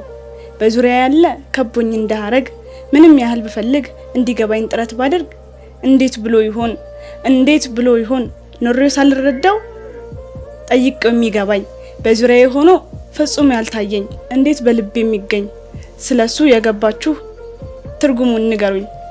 ብዙ ባከንኩኔስ ከእንግዲህ በቅቶኛል፣ ስለሱ ለመረዳት ብዙ ስለተጓዝኩ በጣም ደክሞኛል። እባካችሁ ሰዎች አግዙኝ ብያለሁ፣ ለመረዳት የሄድኩበት መንገድ መሮኛ ቁሜያለሁ። ገብቶናል ያሉትን ብጠይቃቸውም መኖሩን ነው እንጂ ትርጉሙን አያውቁም። ግን ጓደኞቼ እናንተን ልጠይቅ፣ ህይወት ለእናንተ ነው እጅጉን የሚልቅ? ቆይ ግን ህይወታችሁ ውስጥ አለ ሀሴት ደስታ? የኔ ስለበዛው ነው የፈተና መንታ መኖር። ቆይ ምንድነው መወለድም እንደዛው ተምሮ እውቀትን ሸምቶ ጥሩ ውጤት አምጥቶ ማለፍ ነው? አድጎ ተመርቆ ለወግ ማረግ በቅቶ ስራ መስራት ጀምሮ ደሞዝ መከፈል በቅቶ በቅንጡ መኪና ልብስና ቪላ ቤት የግል ድርጅት ከፍቶ አመት ሙሉ መስራት፣ በስጋ ሲያርፉ ቀብራቸው ላይ ባዶ የህይወት ታሪክ ማስተረክ።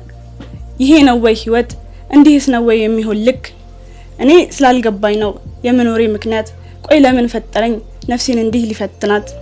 በእርግጥ ይህን አልክድም፣ ፈተና ሰውን ያጀግናል፣ ለጥሩ ደረጃ ተፈታኝን ያዘጋጃል። በጨለማ መሃል ብርሃንን ያበራል፣ ብሩህ ተስፋን ስሎ ነገን ያሳየናል። ካለፍነው በኋላ ህልም ይመስለናል፣ እንደ ተረት በጥልቀት ይተረካል። ሀዘን ይረሳና ስኬትን ያበራል። የዓለም ብርሃን ነኝ ብለሽኛል። ምን ማለት ነው? በማንኛውም ሰው ፈጣሪ ሲፈጥረው ለሆነ ደረጃ ላይ ደርሶ ወይም ደግሞ ለሆነ ተግባር ፈልጎት ነው ወይም ደግሞ አስቦለት ነውና እኔም ደግሞ ፈጣሪ ከረዳኝ ሰዎችም ካገዙኝ መሆን የሚፈልጋቸውን ነገሮች ሆኜ ለሀገሬ ላበርከት የምችላቸው ነገሮች ብዙ ነገሮች አሉ። ከሀገርም አልፎ ለዓለምና ለሀገሬ ብርሃን መሆን እችላለሁ። ሀገሬ ያልታየላትን ነገር ማሳየት እችላለሁ። ቤተሰቦች የቤተሰብ የልጅ አስተዳደግ አለና ከዚህ ተነስቶም የአካል ጉዳተኛ ልጅ ያላቸውን ሰዎች እየዞርኩ ማስተማር ፈልጋለሁ። ልክ እናቴ እኔን አፍራብኝ ቤት እንዳላስቀመጠችኝ ሁሉ ሌሎችም ደግሞ ልጆቻቸውን ይዘው አደባባይ ላይ እንዲወጡ ዓለምም ሀገራችን ምን አይነት ልጆች እንዳሏት እንዲያውቁ ማድረግ ፈልጋለሁ። የተለያየ ሰዎች አሉ ዓለማችን ላይ የምናያቸው አካል ጉዳተኛ ሆነው ግን አካል ጉዳተኝነታቸው ሳይበግራቸው ዓለም ላይ ያበሩ ሰዎች ልክ እንደነዛ ነው መሆን ስለምፈልግና እነሱ ሀገራቸውን እንዳስተዋወቁት ሁሉ ዓለም ላይ እኔም ሀገሬን ማስተዋወቅ ስለምፈልግ ነው ማለት ነው። ቅድም እንዳልሽኝ ልክ እንዳንቺ እናት ሌላ ልጆችም በተለይ አካል ጉዳተኛ የሆኑ ልጆች እናትሽ አንቺ ላይ አፍራ ቤት እንዳላስቀረችሽ ይዘዋቸው ቢወጡ የሚፈልጉትን ነገር ቢያደርጉላቸው የተሻለ ቦታ እንደሚደርሱ ምንም እንደማይገደባቸው ሀሳብ አስተሽልኝ ነበር። ከዚህ ጋር ተያይዞ ለወላጆች እንዲሁም ለመምህራኖች ከአካል ጉዳተኛ ልጆች ጋር በተያያዘ ማስተላለፍ የምትፈልጊው ነገር አለ? ለወላጆች በመጀመሪያ ማንኛውም ወላጅ ፈልጎት አይደለም ያ ልጅ እንደዛ እንዲሆን ያደረገው። ፈጣሪ ለራሱ የፈጠራቸው ናቸው። ወላጆች እንዲጠብቁለት ነው የሰጣቸው እንጂ የራሱ ልጆች ናቸው እና ራሱ እንዴት እንደሚያሳደጋቸው ወይም ደግሞ የወደፊት ሀሳባቸውን እሱ ራሱ ቀርጾ ነው የሰጣቸው ማለት በቃ የሰራላቸው ነው። እነሱ የሚኖሩበት ብቻ ነው። ወላጆችን ምን እላለሁ? ፈጣሪ ወዳዘጋጀላቸው ነገሮች ልጆቻቸው እንዲሄዱ ያደርጓቸው ማለት ያውጧቸው ከቤት ቤት አያያዟቸው። ቤት በሚይዟቸው ጊዜ ልጆቻቸው እነሱ ላይ ነው ዘላለም ዓለም ጥገኛ ሊሆን የሚችሉት። እነዛ ልጆች እያደጉ በሚመጡበት ጊዜ አካላቸው እየዳበረ እየጠነከረ ነው የሚመጣው እና እነሱ በማይኖሩበት ጊዜ ልጆቻቸው ሊጎዳሉ ማለት የህይወት አጋጣሚ ወዴት እንደሚወስደን አናውቅም። እነዛ ወላጆች ድንገት እንኳን ቢያልፉ እነዛ ልጆች የሚንከባከባቸው ላይኖሩ ይችላሉ። ግን ቢያወጧቸው ለዓለም ቢያሳውቋቸው ማንም አይቶ ዝም አይላቸውም። እነዛ ልጆች ጎዳና ላይ ቢወርቁ የሚያነሳቸው እንኳን ይኖራል። እንዴ እነዚህ ልጆች እኮ የዛኔ እኮ አይተናቸው ነበር እንደዚህ ነበሩ ይባላል። ህልማቸውም የዛኔ ግልጽ ይሆናል። ስለዚህ የነዛ ልጆች የወደፊት ብርሃን አይተው የወደፊት ህልማቸውን አይተው ወላጆች ከቤት ቢያስወጣቸው እና ማድረግ ያለባቸውን ነገር ሁሉ አድርገው ልጆቻቸውን ወደ ስኬታቸው ቢወስዷቸው ብዬ እመክራለሁ። ለመምህራን ደግሞ መምህራኖች ልጆቻቸው እስከተሰጧቸው ድረስ እንደ እናትም እንደ አባትም ሆነ እንትን የሚሉት የሚንከባከቡት እስከ ጊዜው እነሱ ናቸው እና ልጆችን ባላቸው አካል ወይም ደግሞ ባላቸው ነገር ሊያደንቋቸው እንጂ ሊያንቋሿቸው አይገባም ባይ ነኝ። እኔ በእርግጥ እንደዚህ አይነት ነገር አልደረሰብኝም እና ብዙ ጊዜ እንደውም እያዩኝ የገረማቸው ማስተማራቸውን ትተው ራሱ ቆመው የሚያዩኝ አስተማሪዎች አሉና እኔ እንደዚህ እንደሆነልኝ ሁሉም ማስተማሪ ጥሩ ነው ማለት አይደለም። ሁሉም ማስተማሪ እንደውም መጥፎ ማለት አይደለም እና ጥሩም እንዳለ ሁሉ መጥፎ ስላለ ጥሩ የሆኑት አስተማሪዎች ጥሩ የሆኑት ሰዎች በጥሩነታቸው ይቀጥሉ እላለሁ ለእነዚያ ልጆች። ግን ነገሩ ሳይገባቸው መንገዳቸውን እየሳቱ ያሉ ሰዎች ግን መንገዳቸውን ቢያቃኑ ለእነሱም በጣም ጥሩ ነው። አንድን ልጅ አይደለም አካል ጉዳተኛ ማንኛውንም ሰው እኮ የኔ ቢጤም ቢሆን የአንድ ሳንቲም ብንሰጠው የሚከፍለን እንትን ገንዘብ ምናምን አይደለም። የአእምሮ እርካታ ራሱ ይኖረዋል። ራሱ ፈጣሪ የሚሰጠን ነገር አለ እኛ ባላወቅ ነው በረከት አለው እና ያንን በረከት ሰዎች ከራሳቸው ባይወስዱት ብዬ ይላሉ። ስለ መምህራን ስታነሺ አንድ የገጠመሽ ነገር ነበረ ክፍል ውስጥ አይደለ? እስቲ እሱንም አንሺልን። ክፍል ውስጥ ምን ገጠመኝ? እዚህ አሁን ያለሁበት ትምህርት ቤት ማለት ነው እንደገባው አስተማሪዋ አዲስ ናት ማለት እዛ ትምህርት ቤት ማለት ነው እና እኔም አዲስ ነኝ ማለት አንተዋወቅም። እሷም እንደዚህ አይነት ልጅ በጭራሽ አስተምራ አታውቅም። ኖርማል ልጆችን ስታስተምር የነበረው ማለት ነው። ከዛ ግን ኖት ጻፉ አለች። ሂሳብ አስተማሪያችን ነበረች እና ኖት ጻፉ አለች። እሺ ብዬ እኔ እንደተለመደው ባፌ ገልጬ መጻፍ ጀመርኩኝ ማለት ነው እና እሷ የመሰላት የነበረው ያሾፍኩባት ነበር የመሰላት እና እንዴ ቆይ አቁም ያለችኝ እና በሰዓቱ እኔ አዲስ ስለነበርኩ እኔን አልመሰለኝም። ወደ ኋላ መታኝ ነበር የመሰለኝ እና እኔ ነው ስላታ አለችኝ። እዛ እሺ ብዬ አቆምኩኝ። እየቀለድሽ ነው እንዴ አለችኝ እና ምንም እየቀለድኩም እንዳይነበር ጭራሽ እኔ ግራ ገብቶኛል እና መች ቀለድኩ? ኧረ እኔ አልቀለድኩም አልኳት እና ሌሎች ጓደኞች ደግሞ ከዚህ በፊት አይተው እዛ አብሮኝ ተምረው የነበሩ የሚማሩት ልጆች ስጽፍ ከዚህ በፊት አይተውኛልና አንዱ ልጅ ተነስቶ አራ እየቀለደች አይደለም እንደዚህ ነው የምጽፈው አላት ማለት ነው። ከዛ አላመነችንም አሁንም ማለት ነው። ግራ ገባት። እዛ እኔ ቀጠልኩኝ ማለት ነው። ምንም አላልኳትም። መጻፍ ጀመርኩኝ እና ድንገት እንደዛ ልጁ ካላት በኋላ ዞራ ማስተማር ጀመረ። ልክ ድጋሚ ዞራ ስትመለከተኝ እኔ አሁንም እንደዛ ነው እየጻፍኩ የነበረውና ቶሎ የምትጽፈው ነው ጽፋ ጨርሳ አጠገቤ ቁጭ ብላ ነበር ስታይ ነበረውና ከዛ በኋላ እንደውም ይሄንን ጻፊና አምጪልኝ ምናምን እያለችኝ የምጽፋቸውን ነገሮች ክላስ ውስጥ መለጠፍ ጀመረች ማለት ነው። ይሄ አጋጣሚ ተደንቃ ማለት ነው ባለሽ ሁኔታ። እንግዲህ እንዳልሽኝ ከልጅነትሽ ጀምሮ የመጣ ነገር ነው አይደለ? ይሄ ነገር መቼ ተቀበልሽው? አሁን አይ ቲንክ ተቀበለሽው ነው የምትኖሪው።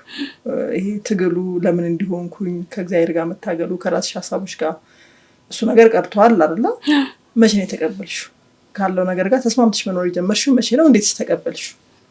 ሁሉም ነገር የተሳካ ሲመጣ የምፈልጋቸውን ነገሮች እየሆኑልኝ ሲመጡ የአካል ጉዳቴ ወደኋላ ሳያስቀረኝ እንዲሁም ጥሩ ነገሮችን እንዳገኝ እያደረገኝ ሲመጣ አይ በቃ ይሄ ነገር ለኔ ታስቦ ለኔ የተሰጠኝ ብቻ ነው።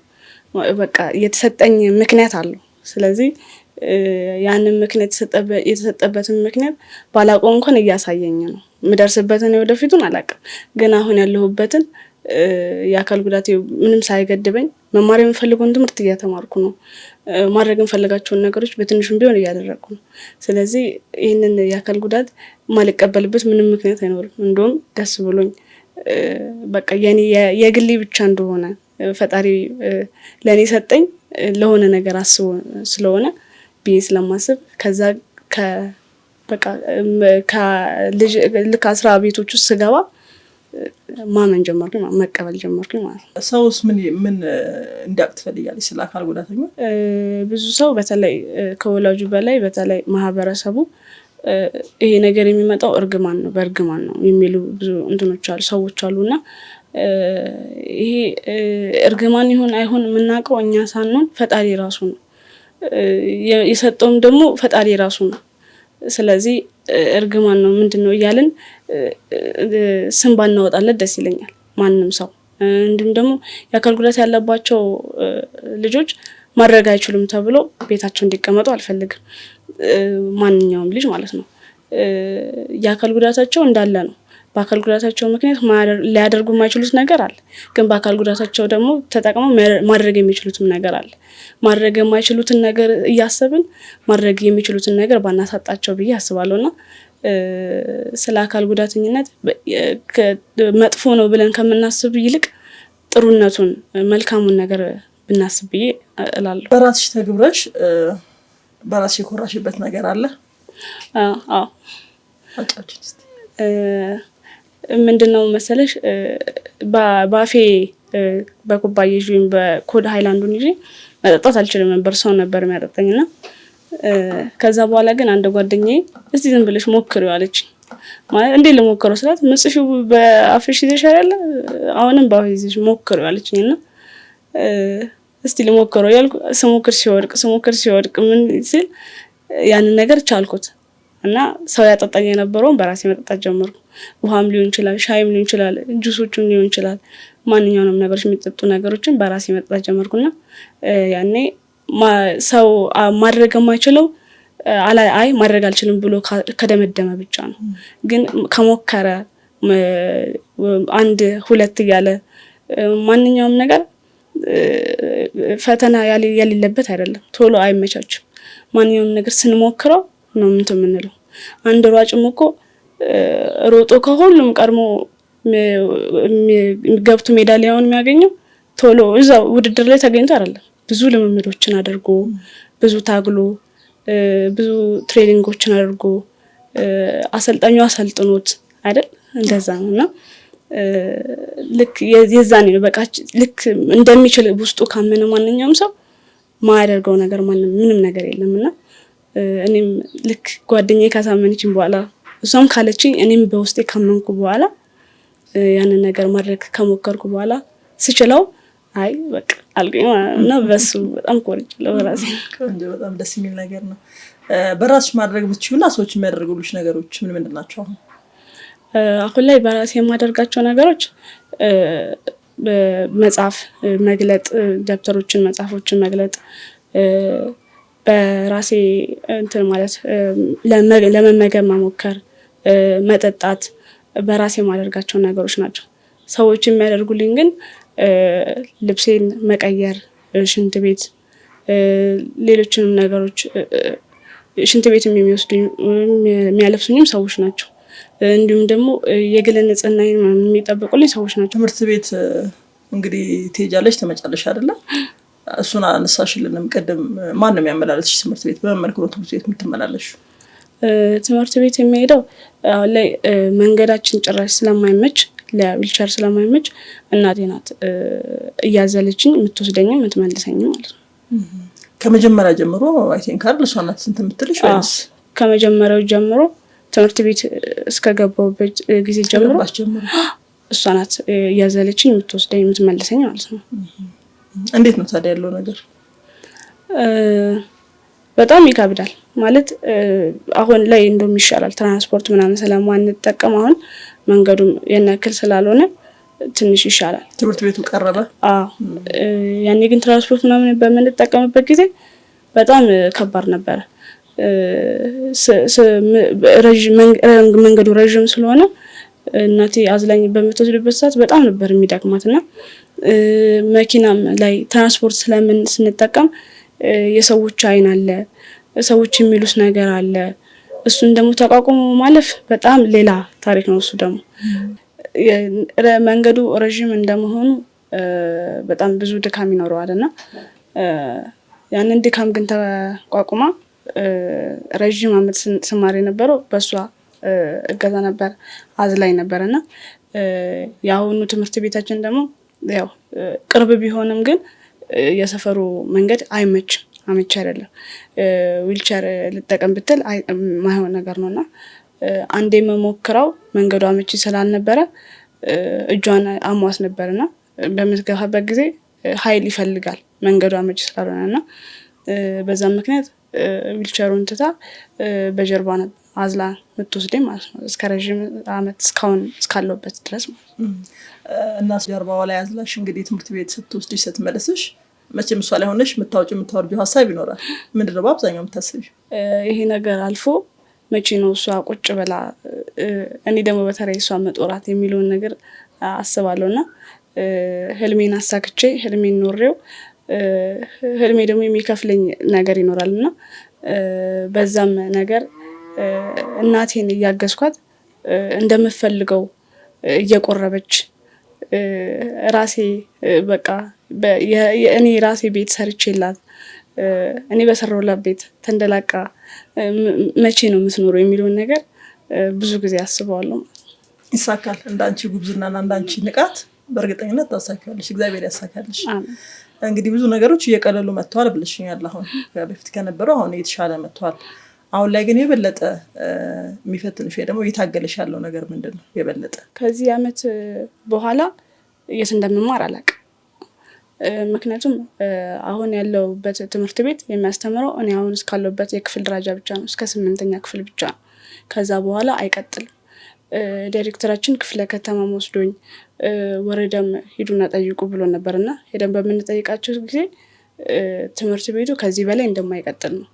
ይቀጥል ቢባልም ከስር ያሉትን ተማሪዎች ወደ ሌላ ትምህርት ቤት አዘዋውሮ ነው ሊቀጥል የሚችለው። ምክንያቱም ምንም አይነት ቦታ ስለሌለው ትምህርት ቤቱ ማለት ነውና ያ ነገር አሁን እኔ በጣም ለእኔ ፈተና ነው፣ ጭንቀት ነው። ትምህርቴን እማር ይሆን እቀጥል ይሆን ወይስ እንደ በፊቱ ደግሞ አቋርጬ ደግሞ ከእንደገና ጀምር ይሆን የሚለውን ነገር እሱ በጣም ያስጨንቀኛል። እና እዚህ ላይ ማስተላለፍ የምንፈልገው ነገር ምንድን ነው? የከተማችን ከንቲባ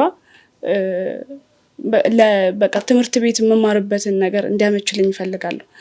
የሀገሪቱን መንግስት ካዳመጠኝ ይህንን ከሰማ ለእኔ አመቺ ሌላ ነገር ቤት ስጠኝ ምን ስለ በለኝ አለለም። እኔ ትምህርቴን ብቻ እንዲሰጡኝ ነው የምፈልገው። እኔ ሌላም ደግሞ የሕክምና ባለሙያዎች እነሱ እንዲያግዙኝ ይፈልጋሉ።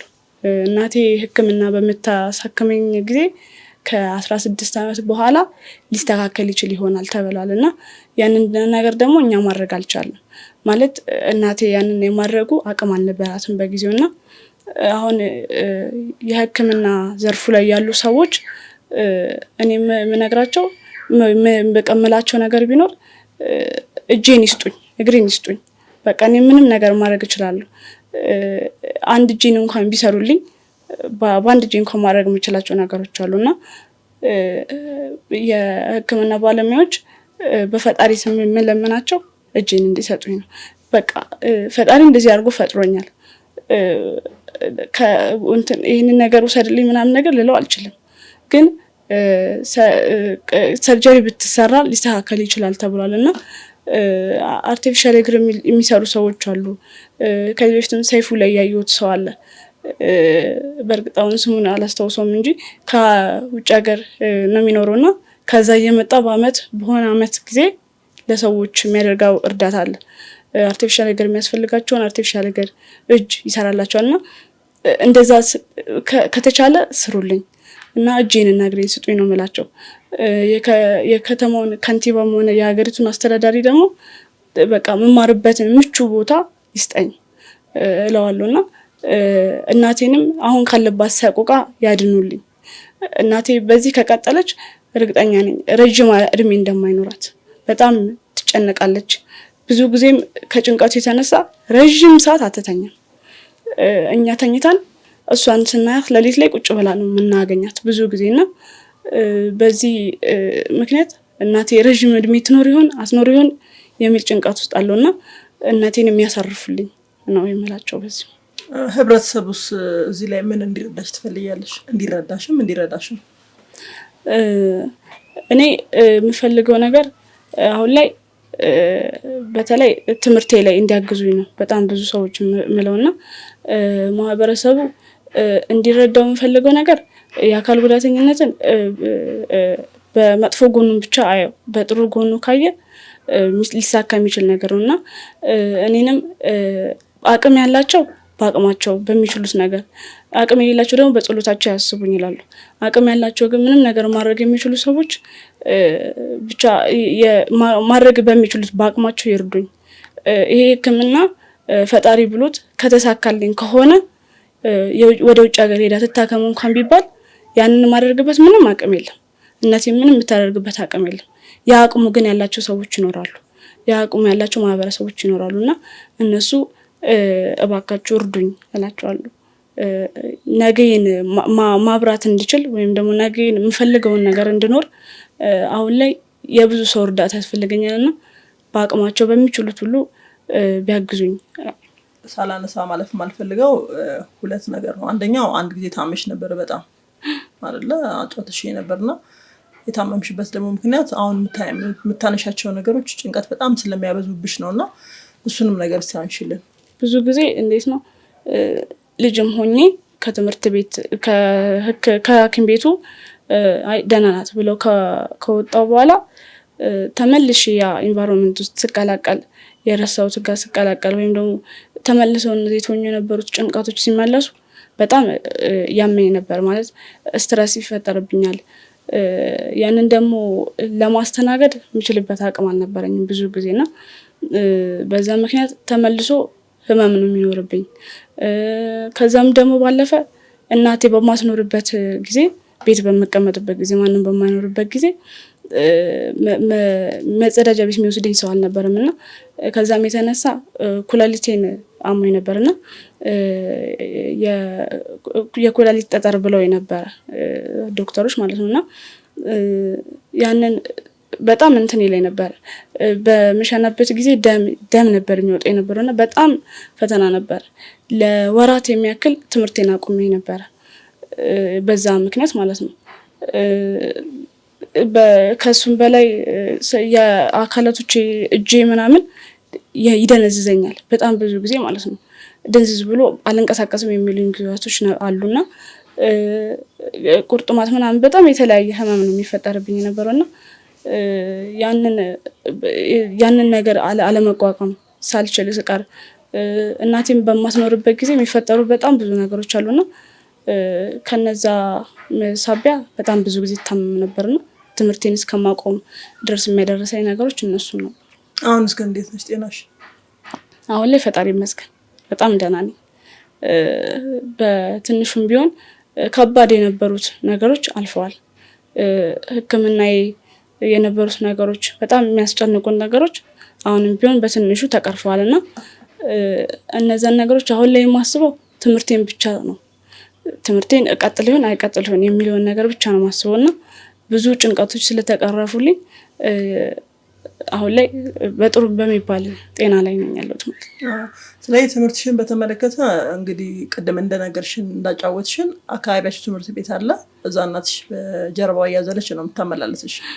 አሁን ግን 8ኛ ክፍል ጨርሳችሁ ወደ 9 ስትሸጋገሪ አንድም አካባቢሽ ላይ ትምህርት ቤት ስለሌለ ሩቅ ስለሆነ እናትሽ ያንን ማመላለስ እድሜሽም ትልቅ ስለሆነ በኪሎም ስለጨመርሽ እናትሽ የመሸከም አቅም እያጣች መታለች።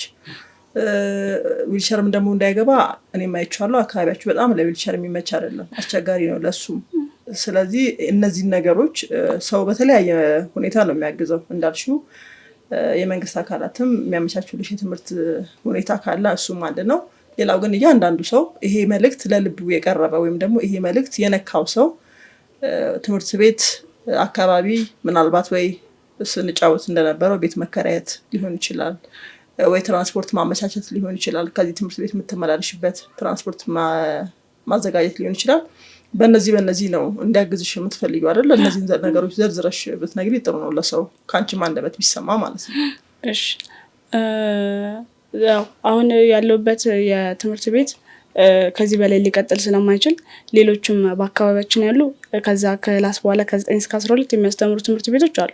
ግን እነሱ ትምህርት ቤቶች የራቁ ናቸው ከዚህ አካባቢ ማለት ነውና እዛ ድረስ ደግሞ ሄጄ የምመጣበት የለም። የእናቴም አቅም ውስን እየሆነ ስለመጣ ማለት ነውና ሰዎች ግን ማድረግ የሚችሉትን ነገር ቢያደርጉልኝ ማለትም የኮንትራት መኪና ሊይዙልኝ ይችላል፣ ወይም ደግሞ የትራንስፖርት ቢያመቻቹልኝ፣ ወይም ደግሞ እዛ ትምህርት ቤት አቅራቢያ ቤት ቢከራዩልኝ ማለት ባይገዙልኝ ቢከራዩልኝ እዛው እንኳን ትምህርቴን ሆኜ እንድከታተል ቢያደርጉኝ በጣም ነው ደስ የሚለኝ። ምክንያቱም ትምህርቴንም አላቆምም፣ እናቴም ደግሞ በፊት የነበሩትን አሁን ላይ ያሉትን ድክመቶችም አትደክምም እና ለእሷም ትልቅ ጥንካሬ ይሆናል። እሷም ብዙ ጊዜ የምታስበው የኔን ትምህርት ነው፣ ታቋረጥ ይሆን አታቋረጥ ይሆን እያለች ማለት ነው እና ሰዎች በዚህ እንኳን ካገዙኝ የእናቴም ጭንቀት የኔም ጭንቀት ይቀረፋል። እኔ መሆን ወደምፈልገውም ነገር ያደርሱኛል እና በዚህ ቢያግዙኝ። የመጨረሻ በትምህርት ዙሪያ ሽልማቶች ተሸልመሻል ትምህርት ቤት አይደለ? ምንድነው የተሸለምሻቸው ሽልማቶች? እነዛ ሽልማቶችሽ ምን ስሜት ሰጥሽ? አብዛኛውን ጊዜ ለትምህርቴ የሚያግዙኝን መጽሐፎች ነው ያገኙት፣ የምስክር ወረቀቶች ነው ያገኙት። እና በምንድን ነው ምን ነበር ውድድሩ? አንደኛው አብዛኞቹ በክላስ ውስጥ ባለኝ ውጤት ነው። ወረዳችንም የትምህርት ቤታችንም እንደ ትምህርት ቤትም እንደ ወረዳ ማለት ነው ያገኘኋቸው። ሌሎቹ ደግሞ በተለያዩ ትምህርታዊ በሆኑ ጥያቄና መልሶች ላይ በመሳተፍበት ወቅት ነው ማለት ነው እነዛ ሽልማቶች ያገኘኋቸው። እነዛ ሽልማቶች ለእኔ በጣም ትልቅ ብርታትና ጥንካሬ ሆነውኛል። ለካ እንደዚህ መስራት ከቻልኩ ከዚህም በላይ ያገኛለሁ የሚለውን ነገር እንዳይና እንድገነዘብ ስለሚያደርጉኝ እነዛን ሽልማቶች በማግኘት እጅጉን በጣም ነው ምኮረው፣ በራሴም በጣም የምደሰተው ማለት ነው። እንግዲህ እስካሁን ድረስ ከተጫወትናቸው ጨዋታዎች ሰው ካንቺ ምን ይውሰድ? የሁላችንም ታሪክ ቢተረክ ከእያንዳንዳችን ሰዎች የሚገኝ ጥንካሬ አለ። ሁሉም ሰው ጥንካሬ ራሱ ይሆናል፣ ለራሱ ያልታየው ግን ሰዎች ከኔ እንዲወስዱ የምፈልገው ነገር ቢኖር ማንኛውም የህይወት ፈተናቸው የስኬታቸው መንገድ እንጂ የማብቂያቸው መንገድ እንዳልሆነ ማወቅ አለባቸው ብዬ አስባለሁ። እና እኔ እሱን ስለተረዳው እሱ ስለገባኝ ለምን እንደዚህ ሆንኩኝ፣ ለምን እንደዚህ ተደረግኩ ምናምን የሚለውን ነገር አቁሜያለሁ ነኝ እና ሌሎች ሰዎችም ባላቸው ነገር ተጠቅመው ፈጣሪያቸውን እያመሰገኑ ወደሚፈልጉት ነገር መጓዝ እንጂ አይ ነገር በቃ ከዚህ በላይ አያስኬደኝም ብሎ መንገዳቸውን ገተው ባይቆሙ ደስ ይለኛልና ጥንካሬን ተስፋን በልባቸው እስከያዙ ድረስ ወደሚፈልጉበት ደረጃ ይደርሳሉና ሰዎች እንደዚህ ባላቸው ሽንፈት ወይም ደግሞ ባላቸው መጥፎ ጎን ብቻ ተሰብረው አትቅሩ እላለሁ። ቀረ የምትይው ነገር እስቲ እንግዲህ ብዙ ነገሮች አንስተናል። ይሄ መልእክት ቢተላለፍልኝ በጥያቄው አልተነሳም የምትይው ነገር ደግሞ ካለ እስቲ ጨምሪልን። ሰዎች ማንኛውም ነገር ሊፈትናቸው ወይም ደግሞ ወደ ህይወታቸው የሚመጣው ማንኛውም ነገር ሰውም ሊሆን ይችላል አይደለም ፈተና አንድም ጎርቶን የሚያልፈን ሰውም ሊሆን ይችላል። ያ ሰው ግን የኛን መጥፎ ስለፈለገ ምናምን አይደለም እኛን ወደ ሆነ መንገድ የሚያሻጋግረን ስለሆነ ነው ፈጣሪ ወደኛ ህይወት ያሳለፈውና ያንን ሰው በጥላቻ በጭፍን አስተሳሰብ ልንጎዳው ምናምን ባንጠር እላለሁ።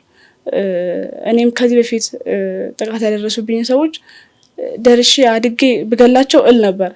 አሁን ግን እሱን ትቻለሁ ማለት በቃ እነሱ የመጡት እነሱ ፈልገውት ላይሆን ይችላል ፈጣሪ ብሎም ሊሆን ይችላል ወደ እኔ የመጡት ለሆነ ደረጃ ሊያደርሱኝ ነው ወይም ደግሞ መንገድ ሊጠርጉልኝ ሊሆን ይችላልና ከነዚህ አይነት አስተሳሰብ ሰዎች ቢወጡ ብዬ እላለሁና ሌላው ደግሞ አሁንም ቢሆን ለክቡር ዶክተር አብይ የምለው ነገር ቢኖር መተበይን በጣም ነው ደስ የሚለኝ። የከተማችን ከንቲባ አዳነች አቤቤ ትምህርት ቤት አቅራቢያ ያለ ቤት ብትሰጠኝ እስከ ጊዜው ማለት ነው ትምህርቴን እስከጨርስ እንኳን አይደለም እንኖርበት ትምህርቴን እስከጨርስበት ብቻ ብታደርግልኝ እላለሁ። እሷን መታ ብታይኝ በጣም ደስ ይለኛል። ሌላም ደግሞ የስነ ልቦና አማካሪ የሆኑ ሰዎች እየመጡ እኔ የስነ ልቦና አማካሪ መሆን ስለምፈልግ እንዴት እንደሆነ እየመጡ ቢያስተምሩኝ በጣም ደስ ይለኛል። ዶክተሮችም መታው ቢያግዙኝ መስራት ያለባቸውን ነገሮች ቢያደርጉልኝ ብዬ እላለሁና እሱን እንዲያደርጉልኝ እላለሁ። ሌላው ወደ ምስጋና ስመጣ ከሁሉም በላይ ፈጣሪ ነው የመጀመሪያው ምስጋና የሚወስደውና እዚህ ስላደረሰኝ ለዚህ ቀን ስላበቃኝ ክብርና ምስጋና ለሱ ለእናቱም ለድንግል ማርያም ከዛ በታች ለእናቴ በጣም ነው የምወድሽ በጣም ነው የማመሰግነው። አንቺ እናቴ ስለሆንሽ እኔ ማለት በቃ ትልቁ ከፈጣሪ የተሰጠሽኝ ስጦታ ነሽ እና እናቴ በጣም ነው የምወድሽ። ለዘላለም እንኳን ባይሆን እኔ መሆን የምፈልገው ደረጃ ላይ ደርሼ አንቺን እስካግዝሽ ድረስ ኑሪልኝ እናቴና ጌጤ መከለያዬ ነሽና ለዘላለም ኑሪልኝ እናቴ እላለሁ። እህቶቼ በጣም አመሰግናለሁ። እናንተ እህቶቼ ስለሆናችሁ ለኔ በጣም ፈጣሪ ወዶኝ ነው እናንተን የሰጠኝና እንደውም እህቴን እናቴ ብዬ ነው መጣራትና ትንሿ እናቴ እያልኩ ነው መጣራትና በጣም ነው የምወድሽ ዲብዬ ለዘላለም ኑሪልኝ። አንቺንም ቤተሰብሽንም ልጅሽንም ክፉ አይንካሽ። ያው ያለሽበትን ማሳካት የምትፈልጊውን ነገር በእኔ ምክንያት ሳታሳኪ ስለቀረሽ ይቅርታ አድርጊልኝ እልሻለሁና አሁንም ቢሆን ማሳካት እንደምችል አምናለሁ አውቃለሁ። በጣም ነው የምወድሽ። እኔ ደርሼ ሁለታችሁንም እስከ ጦራችሁ ድረስ እስካኖራችሁ ድረስ ክፉ አይንካችሁ እላለሁ። በጣም ነው የማመሰግንሽ የኔ እህት ስለሆንሽ ፈጣሪ መርጦ ስለሰጠኝ ለኔ በጣም ነው የማመሰግነውና በጣም ነው የምወድሽ። ከዛ በታች መምህራኖቼ በጣም አመሰግናችኋለሁ። በተለይ መምህርት ፍሬውትና መምህሩ ብድል በጣም ነው የማመሰግናችሁ። መምህርት ፍሬውት አይደለም ማስተማር ማንስትሬሽን በማይበት ጊዜ ፓድ መቀየርልኝ እሷ ናት። ማንም ሰው በአሁን ሰዓት ደም መንከት አይደለም ደም ማየት ማይወድ ሰው ባለበት ዘመን ነውና በጣም አመሰግንሻለሁ። ስላልተጠየፍሽኝ በጣም ነው የማመሰግነው ሁሉም ነገር ስለምታረጊልኝ። መምህሩ ብድልም ዛሬ ላይ እኔ ያሉኝን ስነ ጽሁፎች የሰጠኝ እሱ ነው። በቃ እንደምችል ከሱ እየተማርኩ ነውና ጎበዝ በርቺ እንደዚህ ብታረጊ እንደዚህ ብታስተካክዩ እያለኝ ምክር የሚሰጠኝ እሱ ነውና በጣም አመሰግናለሁ። በጣም አሁን ላይ ያላችሁኝ አብራችሁኝ ያላችሁት ጓደኞቼ በተለይ ኑሐሚን አስናቀ ብሌን ታደሰ፣ ቤተልሔም በለጠ በጣም ነው ማመሰግናችሁ። ቤተልሔም እንዳለ የኔ ጓደኞች ስለሆናችሁ ፈጣሪ አግዞኛል። በቃ መርጦ ስለሰጠኝ እናንተን በጣም ታድያለሁና በጣም አመሰግናችኋለሁ። የትምህርት ቤቴ ዳይሬክተር መምህር ሳሙኤል ሁሉ በጣም ነው ማመሰግናችሁ። እናንተ ሁሉ ያልጠራዋችሁ ሁሉ ረስቻችሁም ሊሆን ይችላል ዘንግቻችሁም ብቻ በጣም ነው ማመሰግናችሁ። እድሜ ዓለም እናት አጠቅ በጣም ነው ማመሰግናችሁ። አክስቴም በእድሜ ዓለም እናት አጠቅም ያገኘሁት በአክስቴ ነውና አንቺን በጣም አመሰግንሻለሁ፣ በጣም እወድሻለሁ። አክስት አጎቶቼ እናንተ ተመርጣችሁ በአካባቢ ያላችሁ ሰዎች ሁሉ ያላችሁ ፈጣሪ መርጦ ስለሰጠኝ እጅጉን ወዶኛል፣ እጅጉን አመሰግናለሁ። ላደረጋችሁልኝ ነገር ጥሩም ያደረጋችሁልኝ መጥፎም ያደረጋችሁብኝ ሰዎች አመሰግናችኋለሁ። ከመጥፎ ነገር መጥፎ ነገር ብቻ አይደለም የሚገኘው ጥሩ ነገር ይገኛልና አሁን ላይ እንድገኝ ያደረገኝ ጥሩ ነገሮቹ ብቻ አይደሉም መጥፎም ነገሮቹም ናቸውና መጥፎም ያደረጋችሁብኝ ጥሩም ያደረጋችሁልኝ ሰዎች በጣም አመሰግናችኋለሁ። ፈጣሪ እናንተን ክፉ ሳይነካችሁ ያቆያችሁ እላለሁ። በጣም አመሰግናለሁ። አንቺም ስለጋበሽኝ ቀኔን ጥንብሩ ስላደረግሽልኝ አመሰግናለሁ። ስለ ራሴ ስለ ህይወት ታሪኬ ሌሎች ሰዎችን ያስተምራል ብለሽ ስላሰብሽና እዚህ ድረስ ኢንተርቪው ልታደርጊ ስለመጣሽ በጣም አመሰግናለሁ። ሁላችሁም በጣም እናመሰግናለን። ያው የኛም የሚገርም ስብዕና ያለሽ ልጅ ከእድሜሽ በላይ በጣም የበሰልሽ ልጅ የምትናገሪያቸው ቃላቶች አንዱም የማይጣል ሁሉ ነገር አስተማሪ የሆነ እጅግ የሚገርም ስብዕና ያለሽ ልጅ ነሽና የምታጓጉም ልጅ ነገ ትልቅ ህልም ያለሽ ትልቅ ተስፋ ያለሽ መድረስ የምትፈልጊበት ቦታ የምትደርሺ ድንቅ ልጅ ነሽ ሆነሽ ነው ያገኘሁሽ። በጣም ነው የገረመኝ እኔ ለራሴ ማለት ነውና በጣም ደስ ብሎኛል ይሄን ጨዋታ ካንቺ ጋር በማድረጌ። እግዚአብሔር ደግሞ ነገሮችን ቀይሮ ያሰብሽበት ደርሰሽ ነገሮች ተስተካክለውልሽ ደግሞ ብስራቱን ደስታውን እንደዚህ እኮ ነበር አሁን ደግሞ እንዲሆነ ብለን የምናወራበት ጊዜ ቅርብ እንደሚሆን ተስፋ አደርጋለሁ። እሱም እግዚአብሔር ይጨምርበት። በጣም አመሰግንሻለሁ ያቡዬ። ያሰብሽው ነገር ሁሉ ይሳካልሽ። ጠንካራ ልጅ ነሽ። ከዚህም በላይ ደግሞ ሳትበገሪ በደንብ ጠንካራ ሆነሽ ለአንቺ ብቻ ሳይሆን እንዳልሽውም የዓለም ብርሃን የሀገርሽ ብርሃን እንድትሆኚ ፍጹም እህታዊና ልባዊ ምኞቴ ነው። በጣም አመሰግንሻለሁ። ወደ ተመልካቾቻችን እንግዲህ የነበረን ጊዜ ይህን ይመስል ነበር። በጣም ጥሩ ጊዜ እንዳሳለፈን ምንም ጥርጥር የለውም አምናለሁ። ቸር ያቆየን።